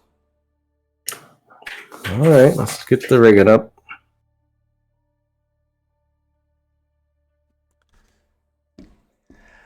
Easy enough to hook up some ropes and stuff. There's plenty of things that you can anchor it to. Are we all going down now? Mm-hmm. Sure, you don't want me to stay here and guard the entrance? Like, if someone cuts the ropes, Chris, what is our ability to be able to get back up? Well, you've got another rope over by where all the bodies are.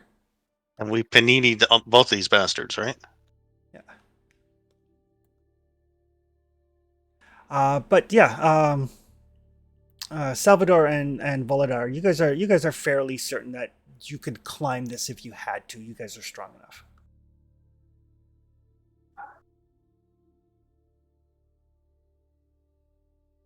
Okay, we're all going down, I guess. All right, well, I'll go down first, and you guys follow. If I start screaming, then just say a prayer or something. Shoot it? If you can see it, shoot it. Oh, I can't. I don't have a gun.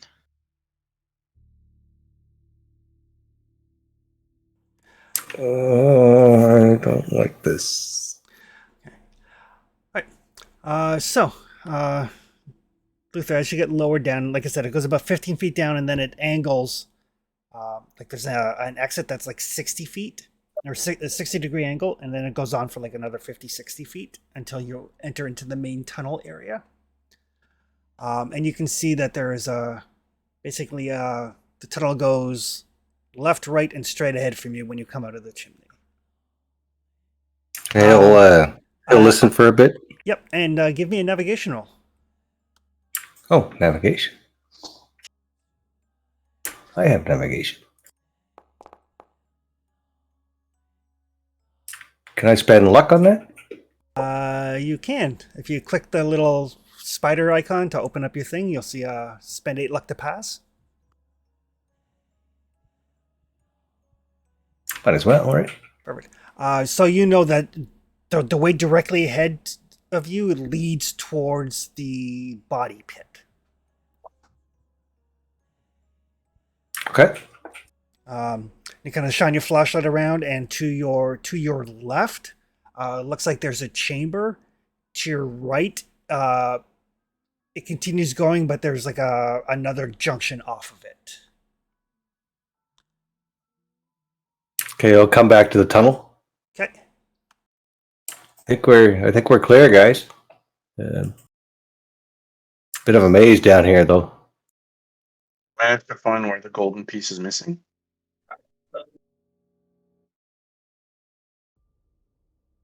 think we're gonna have to move in a little further to find that spot. Yeah. Oh, and the other thing, the very obvious thing, Luther, is that the walls are lined with gold. There's like this gold inlay that runs the entire length of everything. This is the most adverse loot adverse group I've ever played with. Oh, look, gold! Nobody touch it. It helps when you know it's cursed gold. As Alvin walks down here, he says out loud, "If anyone finds this place, oh, Hey, Chris. Yep. As we're walking, I'm just going to casually run my fingers along the gold. As I start to get a little, like, entranced by it. It's like, ooh, shiny. Think of all the jewelry I could make out of this kind of thing, or how rich I could be. he could be the inspiration for Mr. T." There you go. All right. So basically, I'm not too worried about like fog of war or anything. You guys get deposited right about there.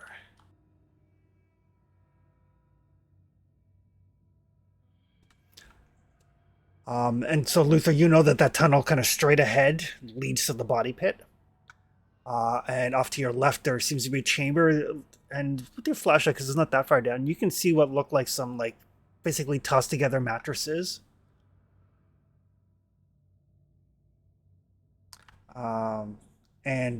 Basically, and you see the glint of like gold and the glint of jewelry. Gold not on the walls, I should specify. And Chris, jewelry. when you say mattresses and we register that, Alvin pulls out his gun. Okay. Oh, we all have guns in, I assume. Except Evelyn. Except for Evelyn, who doesn't have a gun. But if we had a spare gun, she would have a gun. I'm not sure Evelyn could carry a gun. Doesn't matter. So which way would you like to go? Mattresses first.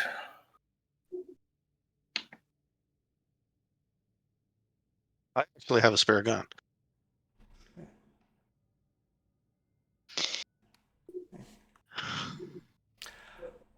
So as you kind of carefully look and keeping your eyes on, I assume everybody's like on full alert. Yeah, we're all in depends mode. Yeah. So this chamber, it's like a plain stone-lined room, but there is the gold filigree that works its way around it. There are three like absolutely filthy mattresses made out of like just reeds and plant matter on the floor. The rest of the room, though, is piled with miscellaneous coins, jewelry, watches, artifacts, everything from like contemporary things to like pre-Incan things. Some of it is worthless, some of it is not. It looks like basically every victim that's ever been killed here at the pyramid, all of their stuff has been accumulated here. Kind of like magpies collecting shinies. And everybody can give me an appraise roll.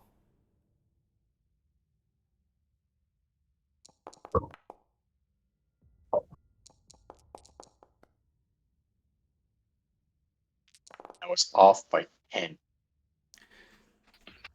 You can't spend luck. Yep. I was off by 6. Sure, I'll spend luck.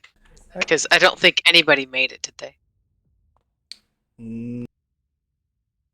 So Anybody at all? Nope. okay. All right. So yeah. So Anita, if you click the little spider icon, it'll explode out what you roll. Okay. And then you'll see an option to either push it, spend 6 luck to pass, increase the level of success, or increase it to extreme. So if you just press spend 6 luck to pass. Okay. There you go. Evelyn. This stuff Yes. is easily worth over $200,000 US Oh my. Say 1920s money. in 1920s money. Holy shit! How much? 200,000.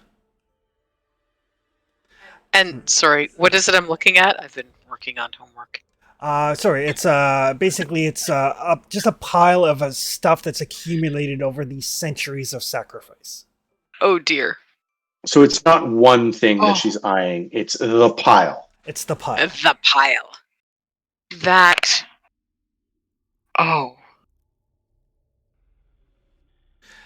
Jackson. And she's standing there staring at it, like with one hand over her mouth, as she's like looking from side to side and kind of tilting her head a little bit. That's over $200,000 worth of miscellanea.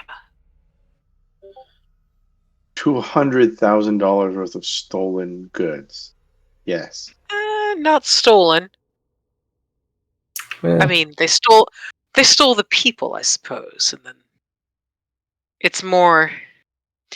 We're at the bottom of a grave.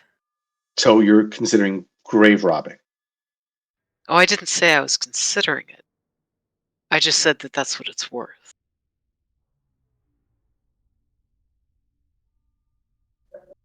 Uh-huh. How much worth are you carrying on you right now? I don't know, this gun's then- worth probably And then $60. consider how many people created. Died? Yes. Create that mass. Yeah, more than 2.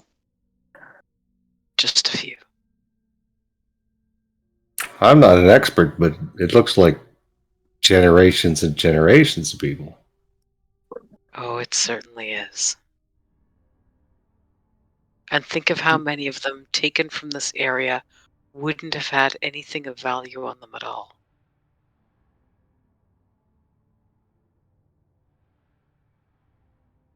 I'm not sure what you're implying, Evelyn. I'm implying that there are Are more you- people than you would initially think, because some Are you- people wouldn't have been here without a penny. Are you impressed by the kill count? I don't understand. I'm impressed only in the horrified sense of the word. These things have been doing this for a long time. Since the 1500s, right? Oh no, Doc, can you date some of this stuff? Well, isn't that what the book said, that they came here in the 1500s? They've been.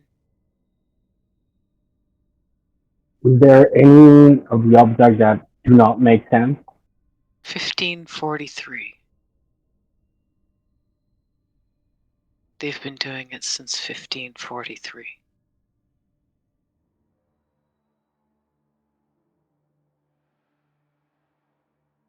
Or, more accurately, 1541. Because he had his run in and stole the gold 2 years before he died. Okay. Let's find where this gold piece is missing from.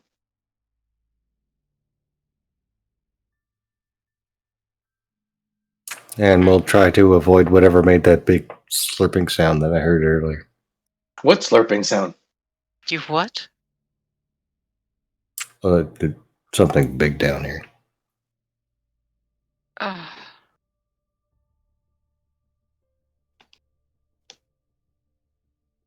Luther, Yeah? the next time you hear something big in a direction that is not easy to access, can you tell us that before Evelyn comes down? Yeah, I just figured that you wouldn't come down if I told you. Yeah, that's kind of the point. Evelyn doesn't move very quickly. Yeah, but she's smart, so she probably should be here.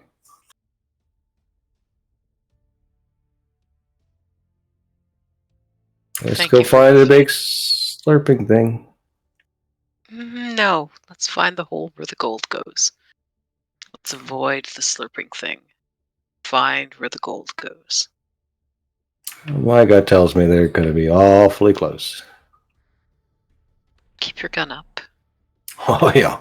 And you just stay back, Miss Collins. I will certainly do so, Captain. So as you kind of make your way around. Oh, go ahead.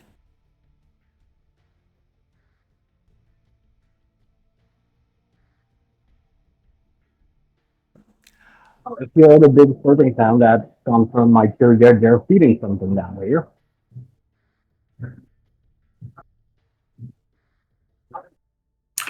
Yeah, kind of feels that way. Dropping a bunch of fat down a hole that kind of leads to where we're going. So So as you make your way, kind of tracing along, following along the lines of the broken or the unbroken warding gold, and you get down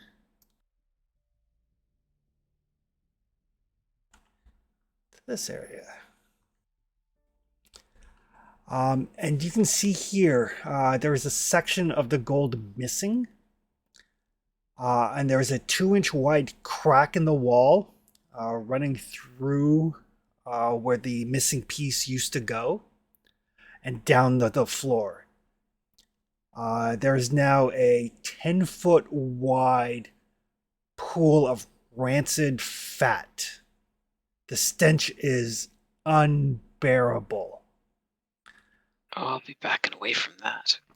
The surface of the pool is moving as you see some of those larvae that you've seen before writhing below the surface. Blech. It's a shame no one has any. Due to the width of the pool, like basically the pool is there and the missing piece goes kind of in the Next section to of the wall central to the pool. Like if the pool is 10 feet wide, the missing piece goes about 4 feet from the edge. It's a shame we have nothing to burn that stuff with.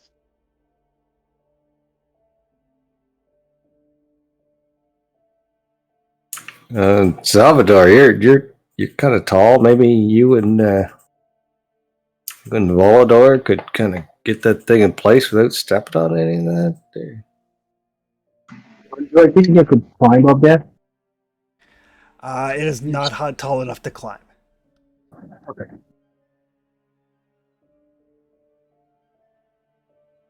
It's a shame we don't have something to burn that fat with.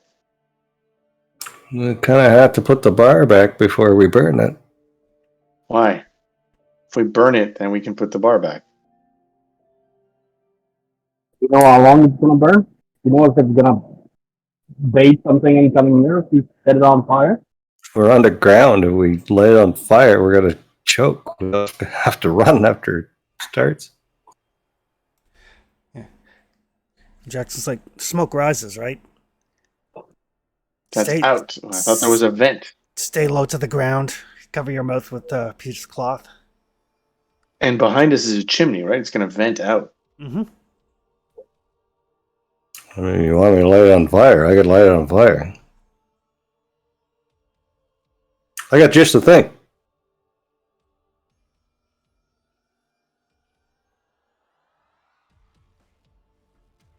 We would like you to light it on fire. I'll call that a consensus. Okay. Right. Jackson in the meantime is like tying a bandana around his nose and getting down close to the floor. All right, everybody remember which way is the way out, right? It might get dark in here. Where are the slugs? We're trying to get rid of the slugs, Evelyn. Fire in the hole.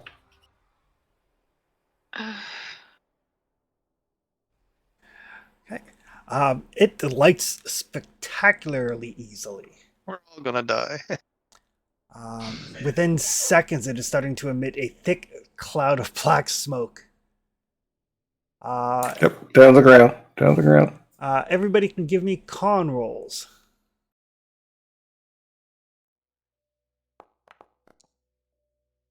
Oh, wait, hold on. The spider. Where's my?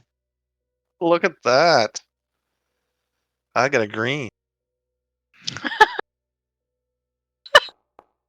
we Whatever go. luck Tony doesn't have on his dice, you have obviously collected. It averages I'd out like to to. one Guyverson. That's right. Okay. I'd like to spend. Wow, Sorry, go ahead, Mark. Dr. Carter. I'd like to spend the 5 luck to make that roll, please. Okay. So if you just click on the little spider icon, and then just scroll down a little, you should see spend 5 luck to pass. Sorry, where am I? Oh,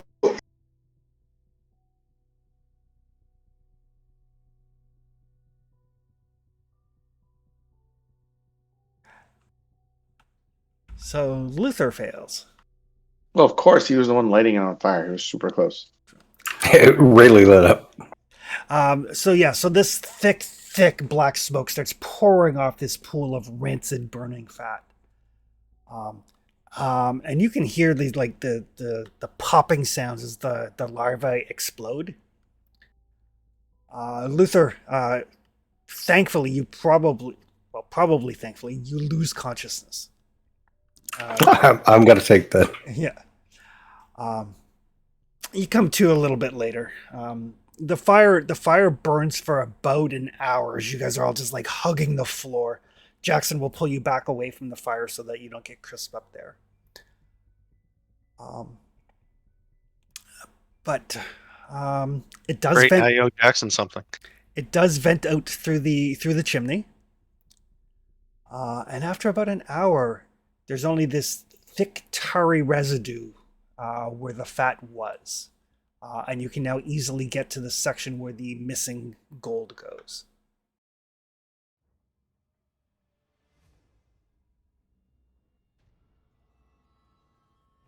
Did anyone bring a screwdriver? It looks No, like but we got lots of sticky stuff here we could paste it on. yeah. And for Alvin and Salvatore, since you guys are the smart ones in the group, oddly, it looks like the gold will probably just mostly wedge itself into place, like the way that it was broken off. We could just hammer it back in with a little force. It'll just like jigsaw its way back. Yep. Let's do that then. And it does take a little bit of time. You have to like clean some of the stuff off, like some of the filth and some of the limestone off. But you do manage to lock it back into place.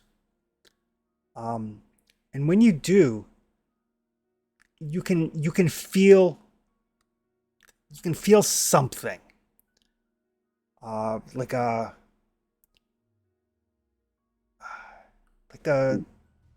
best you can tell is it feels like something that has been watching you constantly for the last hour or so is no longer interested in you. It went back to sleep.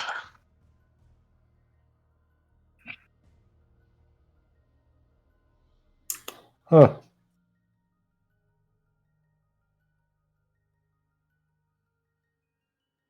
Okay. Good.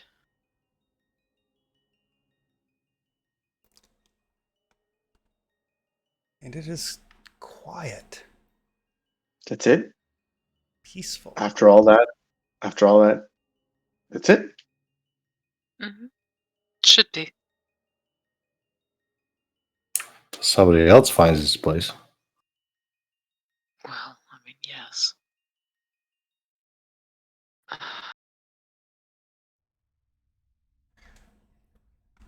We might be able to talk to that farmer again, or the villagers possibly in Nehra's community, and perhaps they can start filling this in with sand or rocks or something. Larkin's going to be here in a couple days. Bury it. The tomb that it is. That was my question initially. And we can put that back, but Larkin's still coming here.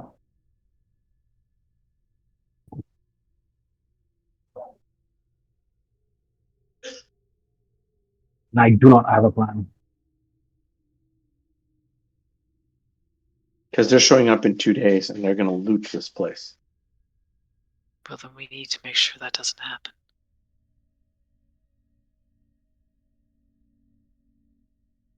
Do you think? I hate suggesting that, but maybe we could collapse this pathway down here with explosives. Did you bring explosives, first of all? And Yeah. second of all, oh, you did? Well, then you're Yeah. much smarter than I am. But I assume we either would need to open a pathway or close one.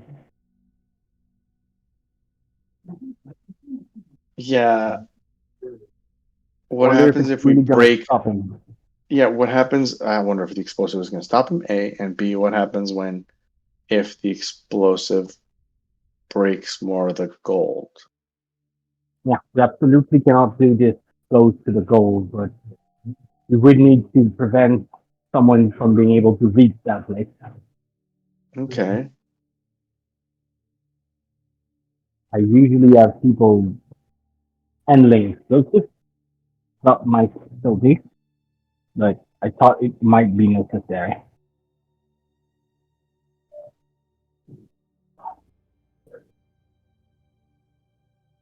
So what I mean to say is I don't know where to place it for it to have the effect we want.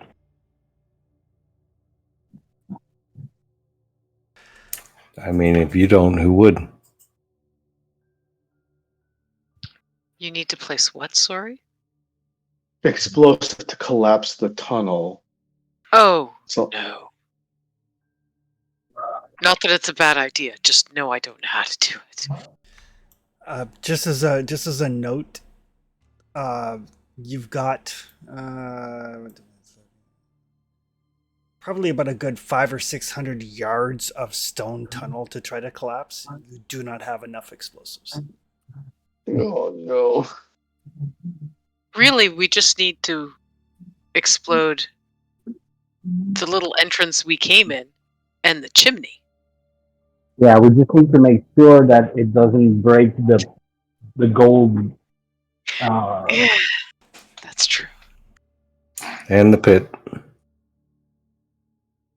We don't know that the pit has any problem. It was a We tunnel, just need to, so well, we just need to make sure they don't get to this part of the tunnel.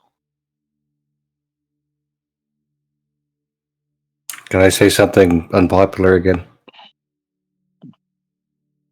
If you must. Wouldn't it be easier just to shoot Larkin when he shows up? How many people is he going to have with him? I don't know Mr. Larkin all that well, but that seems terribly cold. I was kind of thinking of it too. See?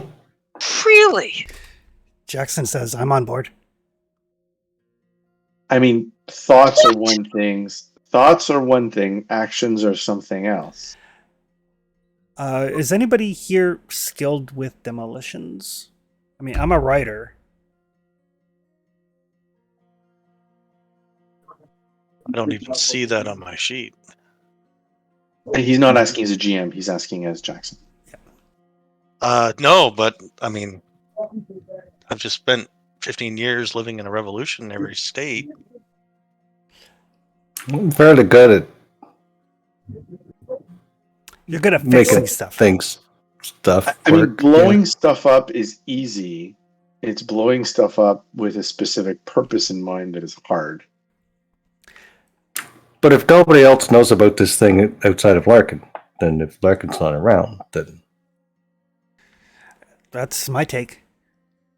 Shooting someone in cold blood is You can't do that. not.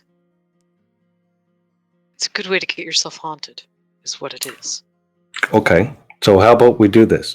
We wait here, we let him grab gold, we shoot him, we put the gold back, or we just shoot him before he gets here. We know what he's coming for. Does he have a letter, the equivalent of a letter of marque? Can he come into Peru and just take the gold? The government doesn't care. Fuck. We can't let anyone take this stuff. We know what happens. And we can't risk blowing up our hard work.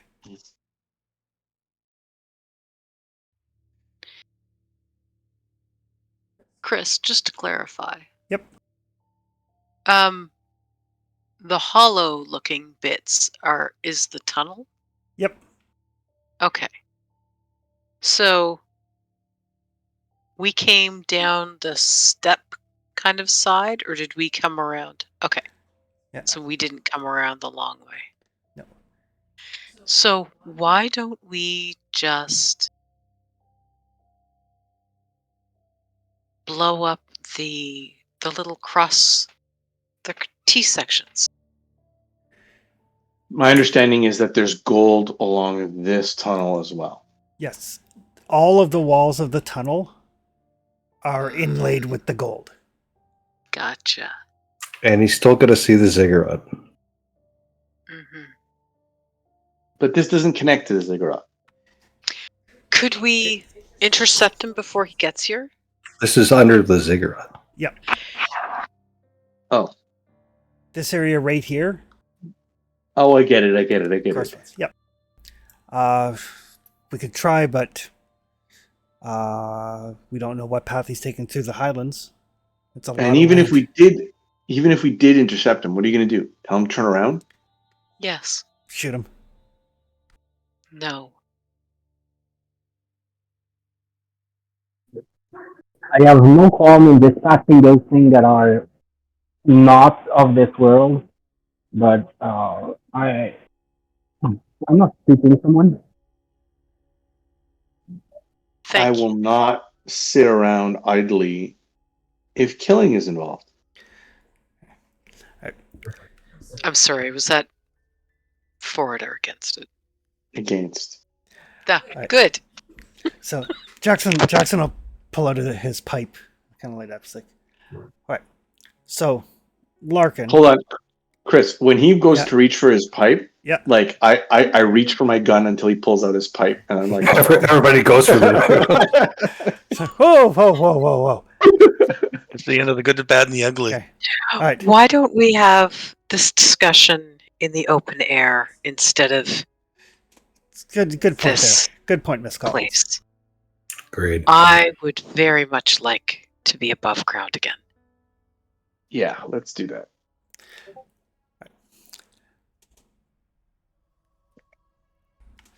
So Jackson will light up his pipe. Say, so these, as I see them, these are the facts right now. Larkin put together this expedition. He's the one that knows about it. He's working with Mendoza, who we know is an inhuman monster, who killed my friend's intern and put my friend in the hospital.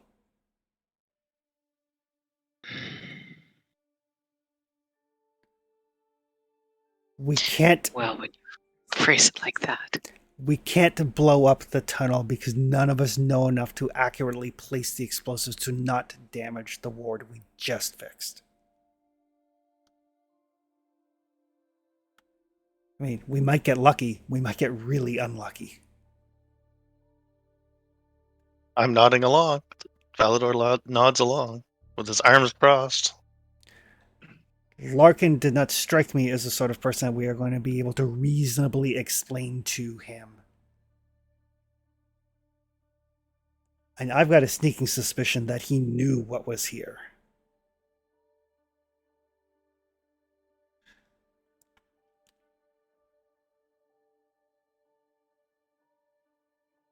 Do you think he knew? Probably a cultist. He promised you riches, correct? He promised me riches. If we did not know what was going on, and we saw those tunnels laden with gold.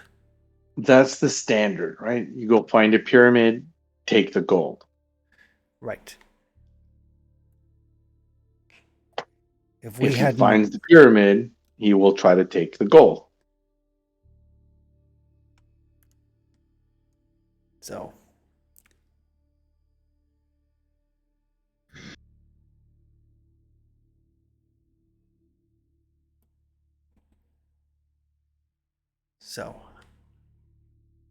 It's not an easy choice, but it's the choice that I'm making.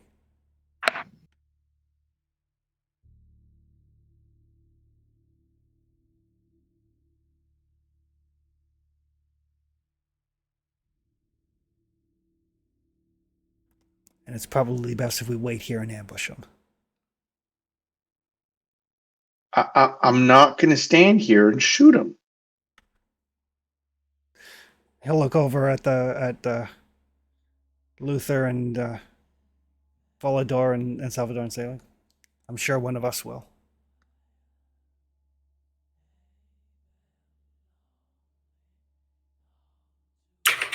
What's the solution if we don't?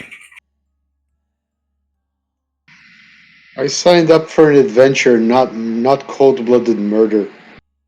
Thank you. Right. So I'm not an expert in any of this nonsense, but here's what I understand. I understand that if people come in here and take stuff from here, it turns them into leech things that go around and kill people. Apparently for several generations. Yeah? Oh, many several. This guy's coming here to take something, to start this whole process over again. Again, my understanding. Correct me if I miss anything here. Do we let him do that? Or do we prevent him from doing that? Either way, I'm going back to America, right? So if there's a plague here of leech people, I suppose that's a Peru problem. But for the greater good, right? Does it seem like, Volator could do his little magic and problem solved? Clear conscience? His little magic. We call it kayfabe. He will go to an estate. He'll go upstate, where he can run with the other dogs. A farm upstate. Oh. Oh. No. We could try to reason with him. You can try. I have no problem with you trying. If I see it's Thank wrong, you. I will shoot him in the head. Fair enough. You talk, me and Volator will stick to a tree line or something.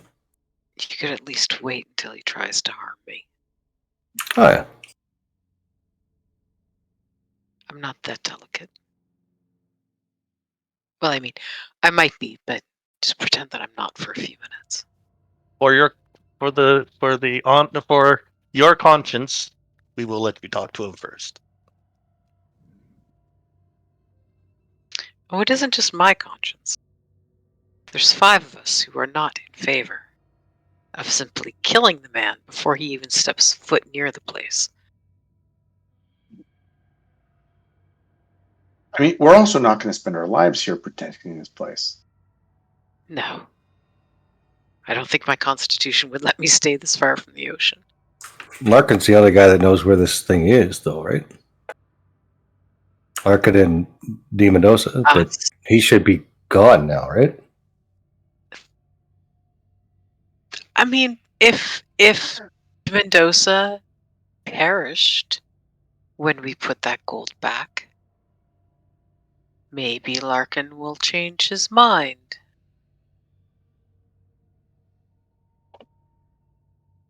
That is an interesting theory. Maybe we could find a little sniper's nest and see if he does. So, are you implying that we just wait here, and when he shows up, we say, "Too late, finders, keepers, losers, weepers," and then when he tries to pull a gun on us to try to take the archaeological site, we shoot him before he shoots us? I don't think Oh, I'll be I- saying losers, whatever it was that you just said. Finders, keepers, losers, weepers. That would be it. But We'll let Evelyn try to convince him to turn around and go away and never come back. And when she fails, we shoot him. when? Oh, thank you for that glowing recommendation. I'll be sure to So- put that on my business cards. So are we just trying to convince him? Like, convincing him is great. If he turns around and walks away, I'm happy. Evelyn, he might pull a gun on you. Yes, I'm aware. Okay. Which is why we'll have two people set aside to with rifles trained on him in case he does. Okay. Mr. Sharp, you make it sound as though it would be for the first time. That you have been waiting for someone to pull a gun on you. It seems like a very convoluted way to commit suicide, Evelyn.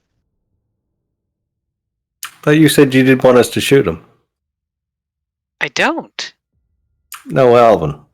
Oh, I don't want to shoot him, but she's putting herself in a position where she's gonna get shot.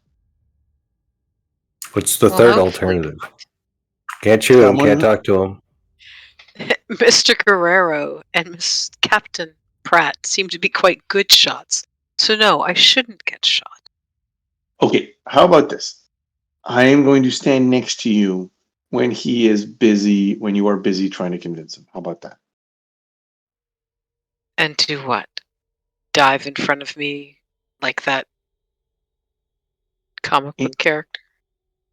If I need to. I mean, there's $200,000 worth of loot here, so if we got to split it 5 ways to 6 ways, I mean, I might not be as fast as a silver shroud, but I can at least, I can't let you do this alone. You can at least what? You're not going to be able to jump between me and a bullet. No, but if I'm next to you, at least it gives him 2 targets to shoot at first. Hopefully he'll aim for me first. I'm much more of a threat than you are. You would certainly appear to be more of a threat, yes. And what do you mean, Captain, about $200,000 worth of loot? And splitting it 5 ways. That pile is not cursed. That we know of. You're robbing the dead, Luther.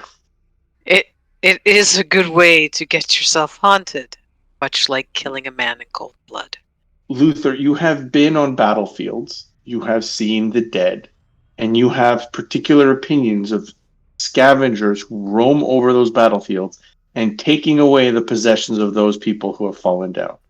I don't recommend And if it belongs to anybody alive today, it belongs to the government of Peru, not to Americans.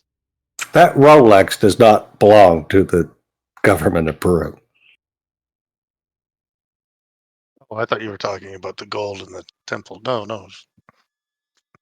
Through his Talking Rolex. about All the that would be pile. evidence that you killed him. Okay, 3 different topics here. One, we're talking about the gold inlaid on the walls. That is No. the issue that we're dealing with the guy who's coming towards us. 2, there's the pile of gold, the pile of dead Stuff. people's belongings that are at the bottom of that well. And then we're talking the belongings of the person who we might need to kill tomorrow.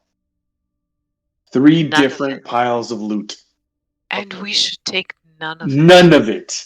Yes, I None vote of it for is none ours. of it, but I'm not going to get upset if somebody else takes them.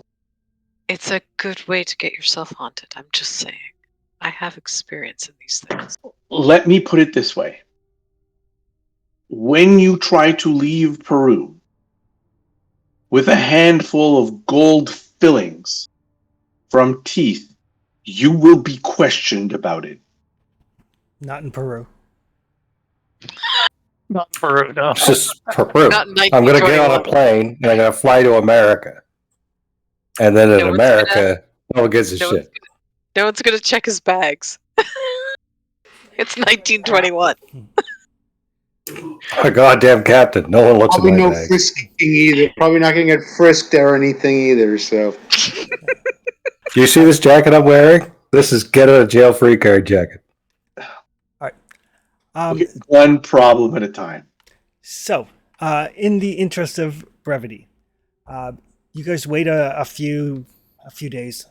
Larkin never shows up. Ah, perfect. When you finally decide to pack it in and make your way back to civilization, according to news, he died in his sleep. Coincidentally, time and date matches up with when you placed the ward. Oh, Oh, That's- interesting. creepy. Nice. Oh, we missed Very something there. Lovecraftian. He probably melted too. No sign of, Well- of D. Mendoza. Not if they could tell that he died in his sleep. But it does raise other questions. But you guys have successfully put the father of maggots back to rest. Ew, gross. Yeah. Incidentally, if Luther had not made that listen roll and had cracked open the top of the pyramid, we probably would have spent the rest of the night making new characters for the actual campaign. Huh. sorry. If what? Sorry. If Luther hadn't made his listen roll and heard something big moving and realized that he was too far away from it to affect by burning the fat at the top of the pyramid, and he just opened it wider, bad things would have been let out. You missed every roll except for the one you needed. Thank God. I'll take it. I'll take it.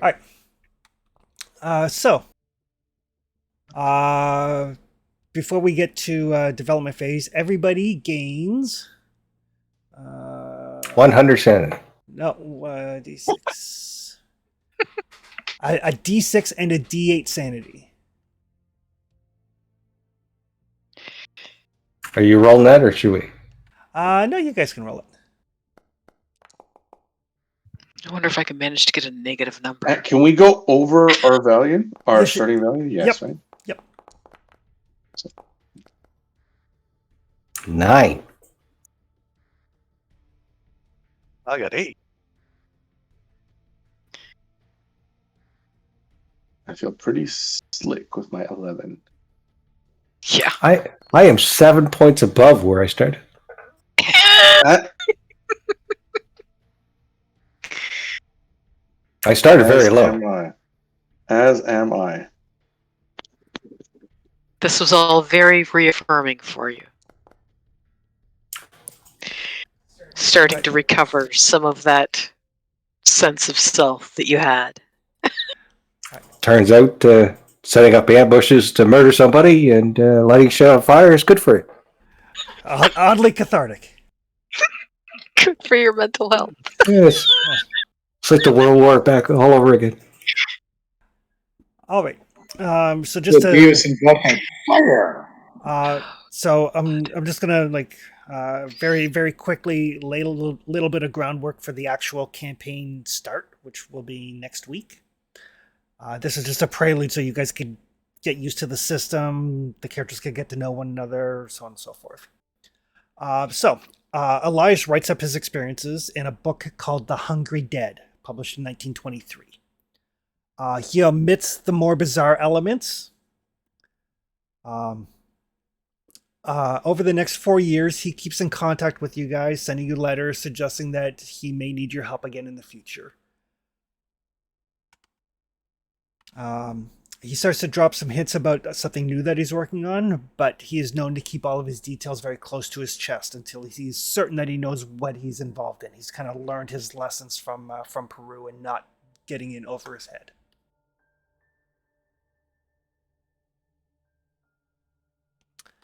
When we pick up with the actual campaign start, it is January 1925. So winter. I mean, we're all Canadians. We're well acquainted with winter. We are today. First snowfall. It was not a small one. Yeah. My back road, I drove home at 30 kilometers an hour. Yeah, we didn't do much faster on the highway. All the police notices out. Please stay off the roads. Drive slowly. We're responding to accidents. Annual thing. In early January 1925, each of you receives a telegram. It says, have information concerning Carlisle expedition. Stop. Need reliable investigative team. Stop. Meet January 15th, New York. Stop. Signed, Jackson Elias. Son of a... Information on the Carlisle expedition is quite easy to find in whatever local newspaper, whether you're a native of New York or wherever you happen to be. And there's all of these I will make available as journal entries in Foundry, and I'll also throw them up on the Discord so you guys can peruse them. The first report from 1919.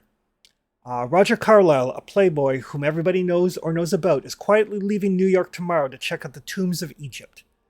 You've seen the cuties he's found in the night spots. Who can doubt he'll dig up someone or something equally fabulous from the Egyptian sands? The second one, also dated 1919. Led by the fabulously wealthy playboy Roger Carlyle, the Carlisle expedition departed this morning for Southampton aboard the British steamship Imperial Standard. Contrary to earlier reports, the expedition will perform research in London under the auspices of the Penhew Foundation before continuing to Egypt next month. Readers may recall the enormous party which Mr. Carlyle, now 24, gave at the Waldorf Astoria Hotel upon reaching his majority. Since then, scandals and indelicate behavior become Carlyle's trademark, but he's never become tarnished in the eyes of Manhattanites. Members of the expedition have been reluctant to reveal their purpose in Egypt. Other expedition members. Renowned Egyptologist Sir Aubrey Penhew is assistant leader of the team and in charge of excavation. Dr. Robert Houston, a fashionable Freudian psychologist, accompanies the expedition to pursue parallel researches into ancient pictographs. Miss Hypatia Masters, linked in the past to Carlyle, will act as photographer and archivist. Mr. Jack Brady, intimate to Mr. Carlyle, accompanies the group as general factotum. Additional members may be secured while in London. Article 3. From July 1919. Carlyle departs Egypt. Sir Aubrey Penhew, temporary spokesman for the Carlisle expedition, indicated Thursday that the leaders are taking ship to East Africa for a well-earned rest. Sir Aubrey debunked rumors that the expedition had discovered clues to the legendary wealth of the lost mines of King Solomon, maintaining that the party was going on safari in respite from our sandy labors. Mr. Carlyle, wealthy New York leader of the expedition, was unavailable for comment, still suffering from recent sunstroke. Discussing that unfortunate incident, local experts declared Egypt entirely too hot for Anglo-Saxons at this time of year, and suggested that the young American had not been well served by his democratic enthusiasm, which is rumored to have led him to personally wield pick and shovel. July 31st, 1919. Leading members of an American archaeological expedition arrived here in Mombasa on holiday from digs in Egypt's Nile Valley. Our Undersecretary, Mr. Royston Whittington, held a welcome dinner for them at Collingswood House, where the wit of Sir Aubrey Penhew, expedition co-leader, was much in evidence. Accompanying Sir Aubrey are the youthful financier Roger Carlyle and medical doctor Robert Houston, as well as socialite Miss Hypatia Masters. The party leaves inland today for Nairobi and hunting. October 1919. Mombasa. Uplands police representatives today asked for public assistance concerning the possible disappearance of the Carlyle expedition. No word of the party has been received in nearly 2 months. The group includes wealthy playboy Roger Carlyle and 4 other American citizens, as well as Egyptologist Sir Aubrey Penhew of the United Kingdom. The expedition left Nairobi on August 3rd, ostensibly on safari, but rumors insisted that they actually were after legendary biblical treasure. Carlyle and his party reportedly intended to explore portions of the Great Rift Valley to the northwest of Nairobi. March 11th, 1920. Mombasa. In response to clues, Miss Erica Carlyle, sister to the American leader of the lost Carlyle expedition, arrived in port today aboard the Egyptian vessel Fount of Life. Several Kakuru villagers reports recently have been received concerning the punitive massacre of unnamed whites near the Abdare forest. Miss Carlyle declared her intention to find her brother regardless of the effort needed. She brought with her the nucleus of a large expedition. Detailing agents to coordinate supply and other activities with colony representatives, Miss Carlyle and the remainder of her party depart for Nairobi tomorrow. Her companion, Miss Victoria Post, indirectly emphasized Miss Carlyle's purposefulness by recounting the rigors of the voyage. May 24th, 1920. Nairobi. The massacre of the long-missing Carlyle expedition was confirmed today by district police representatives. Robert Carlyle, New York's rollicking playboy, is counted among the dead. Authorities blame hostile Nandi tribesmen for the shocking murders. Remains of at least 24 expedition members and bearers are thought found in the remote region of the Aberdeen forest. Erica Carlyle, Roger Carlyle's sister and apparent heiress to the Carlyle family fortune, led the dangerous search for her brother and his party. She credited Kaku tribesmen for the discovery, though police actually found the site. Among other expedition members believed lost are Sir Aubrey Penhew, noted Egyptologist, New York socialite Hypatia Masters, and Dr. Robert Houston. Many bearers are also reported dead. June 19th, 1920, Nairobi. 5 Nandi tribesmen, convicted ringleaders of the vicious Carlyle expedition massacre, were executed this morning after a short, expertly conducted trial. To the end, the tribesmen steadfastly refused to reveal why they had slaughtered Mr. Carlyle and his companions. Mr. Harvest, acting for the colony, cleverly implied throughout the trial that the massacre was racial in motivation and that the fair-skinned victims were subject to the most savage treatment, preventing all but the most preliminary identification of the remains. Miss Erica Carlyle, defeated in her efforts to rescue her brother, left several weeks ago, but is surely comforted now by the triumph of justice.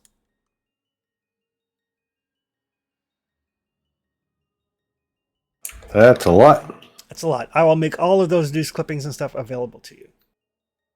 Oh, thank goodness, because I stopped taking notes about halfway through. I couldn't keep up with the names. Here's 20 NPCs. Let's figure out this plot. Yeah. All right. I'll have All of whom were dead. Not all of whom. 2. Most Except of for whom. 2.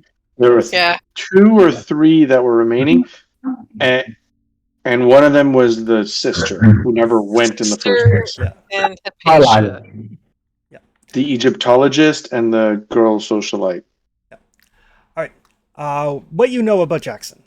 You remember Jackson Elias as an African-American man of medium height and build.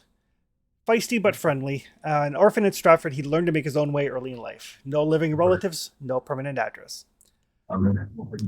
You like him and value his friendship, even though months and sometimes years separate one meeting from the next. You'd be upset and probably crave vengeance if something happened to him. The world is a better place for having Jackson in it. He speaks several languages fluently and is constantly traveling. He is social, enjoys an occasional drink, and smokes a pipe. A tough, stable, and punctual man, he's unafraid of brawls or officials. Once a skeptic, he began to question his stance after the events he witnessed in the mountains of Peru, though in most cases he has failed to find proof of supernatural powers, magic, or dark gods. His well-researched works always seem to reflect first-hand experience. Possibly his greatest flaw is that he's secretive and never discusses a project until he has a final draft in his hand. His writings characterize and analyze death cults. His best-known book is Sons of Death, exposing modern-day thuggee cults in India. All of his books illustrate how cults manipulate the fears of their followers. Insanity and feelings of inadequacy characterize death cultists, feeling for which they compensate by slaughtering innocents to make themselves feel powerful or chosen. Cults draw the weak-minded, though cult leaders are usually clever and manipulative. When fear of a cult stops, the cult vanishes. His published works include Skulls Along the River in 1910, exposing headhunter cults in the Amazon basin. Masters of the Black Arts, 1912, surveys supposed sorceress cults throughout history. The Way of Terror in 1913 analyzes systemization of fear through cult organization. The Smoking Heart in 1916. The first half discusses historical Mayan death cults. The second half concerns present-day Central American death cults. Sons of Death in 1918. Modern-day thuggies. Elias infiltrated the cult and wrote a book about it. Chris, Yep. I'm going to stop you Yep. simply because I have checked out of what you were talking about Gotcha. like 3 Yep. sentences ago. Okay.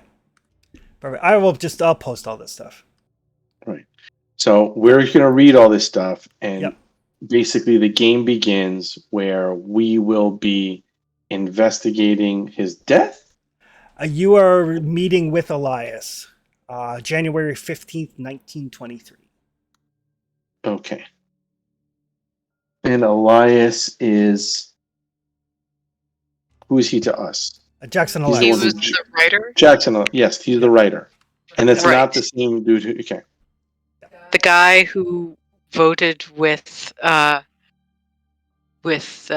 Guerrero and the captain to shoot Larkin when he Yes. showed No, up. no. He's the guy Yeah. who was leading our end of the expedition. I Yes. get that. I just, in my head, the guy who led the second expedition who died, in my mind, was Jackson Elias. But it's not. Nope. It's a different guy. No. That's the No, Crom that was expedition. Carlisle. Larkin, Carlisle. That's it. And we, Okay, it all makes sense once I read it. For and sure. we have some stats boosts coming up between because 5 years went by. Right. Theoretically. All right. So the last thing we're going to do here is if you open up your character sheet, I've clicked on development mode. Development phase. Yes. So if you click the button that says development phase, it will all of your skills that you have successfully used without spending luck. You will get a roll to see about upgrading them. And it automatically rolls them. Yep. My track has upgraded. All right. So Sorry, I how click do we? development phase. Yep. Just click where it says development phase, right with the tentacle.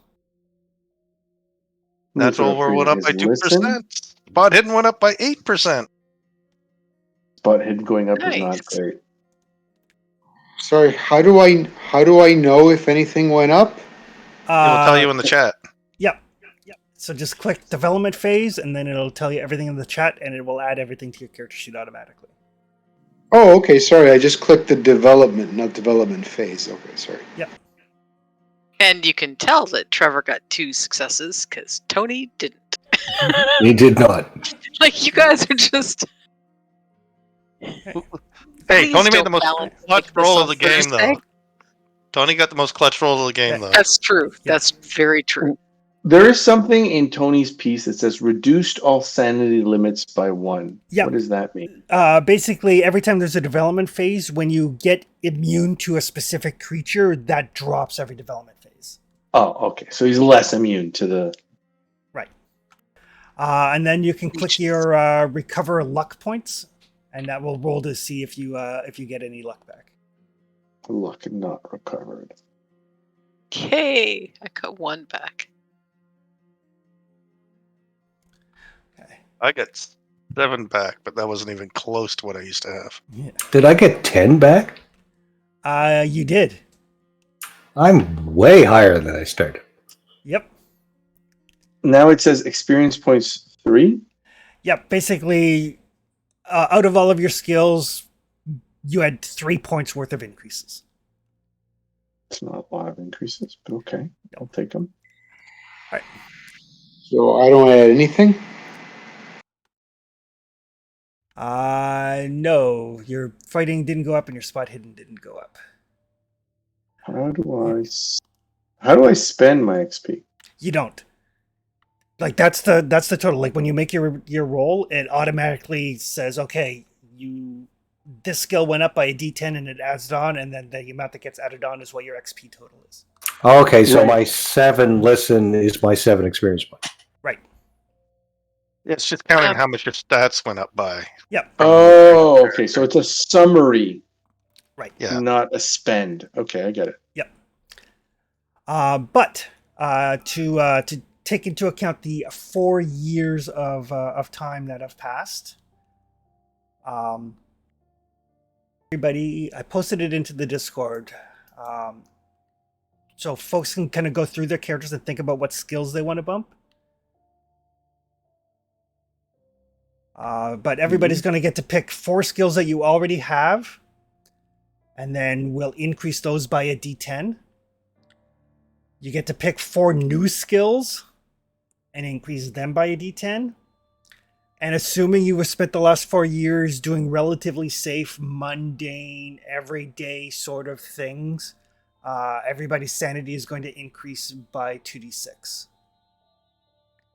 How Alright. do we the sanity that we rolled earlier? Yep. Do we have to put that on our character sheet somehow? Yes. How?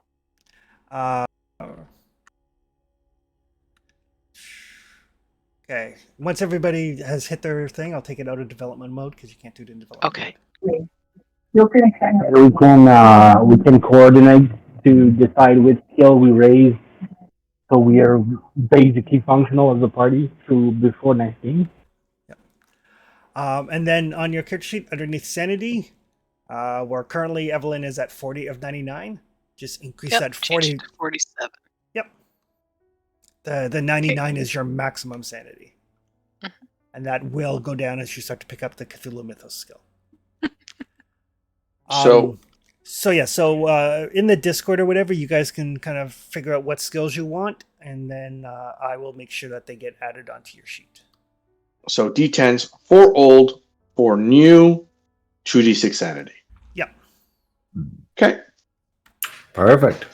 What's the definition of new versus old? Like old is stuff that we put points into at creation? Yep. Basically, skills that you already have put points into, you can choose 4 of those, and then skills that you haven't put any points into, you can choose 4. So things like if somebody wants to pick up medicine or something like that. I'll also if you think your character would have studied a second language during the time, I'm fine with people picking up languages over those 4 years too. You can have 1 extra language at 30, which is fluency. I think I'm going to become a pen pal with the kid that we saved in Peru. With Domingo? Yeah. Excellent. And then I think I only speak American. I think I've made a trashy movie loosely based on the events of our first adventure. Oh, there you go. All right, guys. All right. I gotta take off. Is there any skill to be able to use efficiency explosives? Because after that adventure, I think I want to learn. It would be demolitions. Good.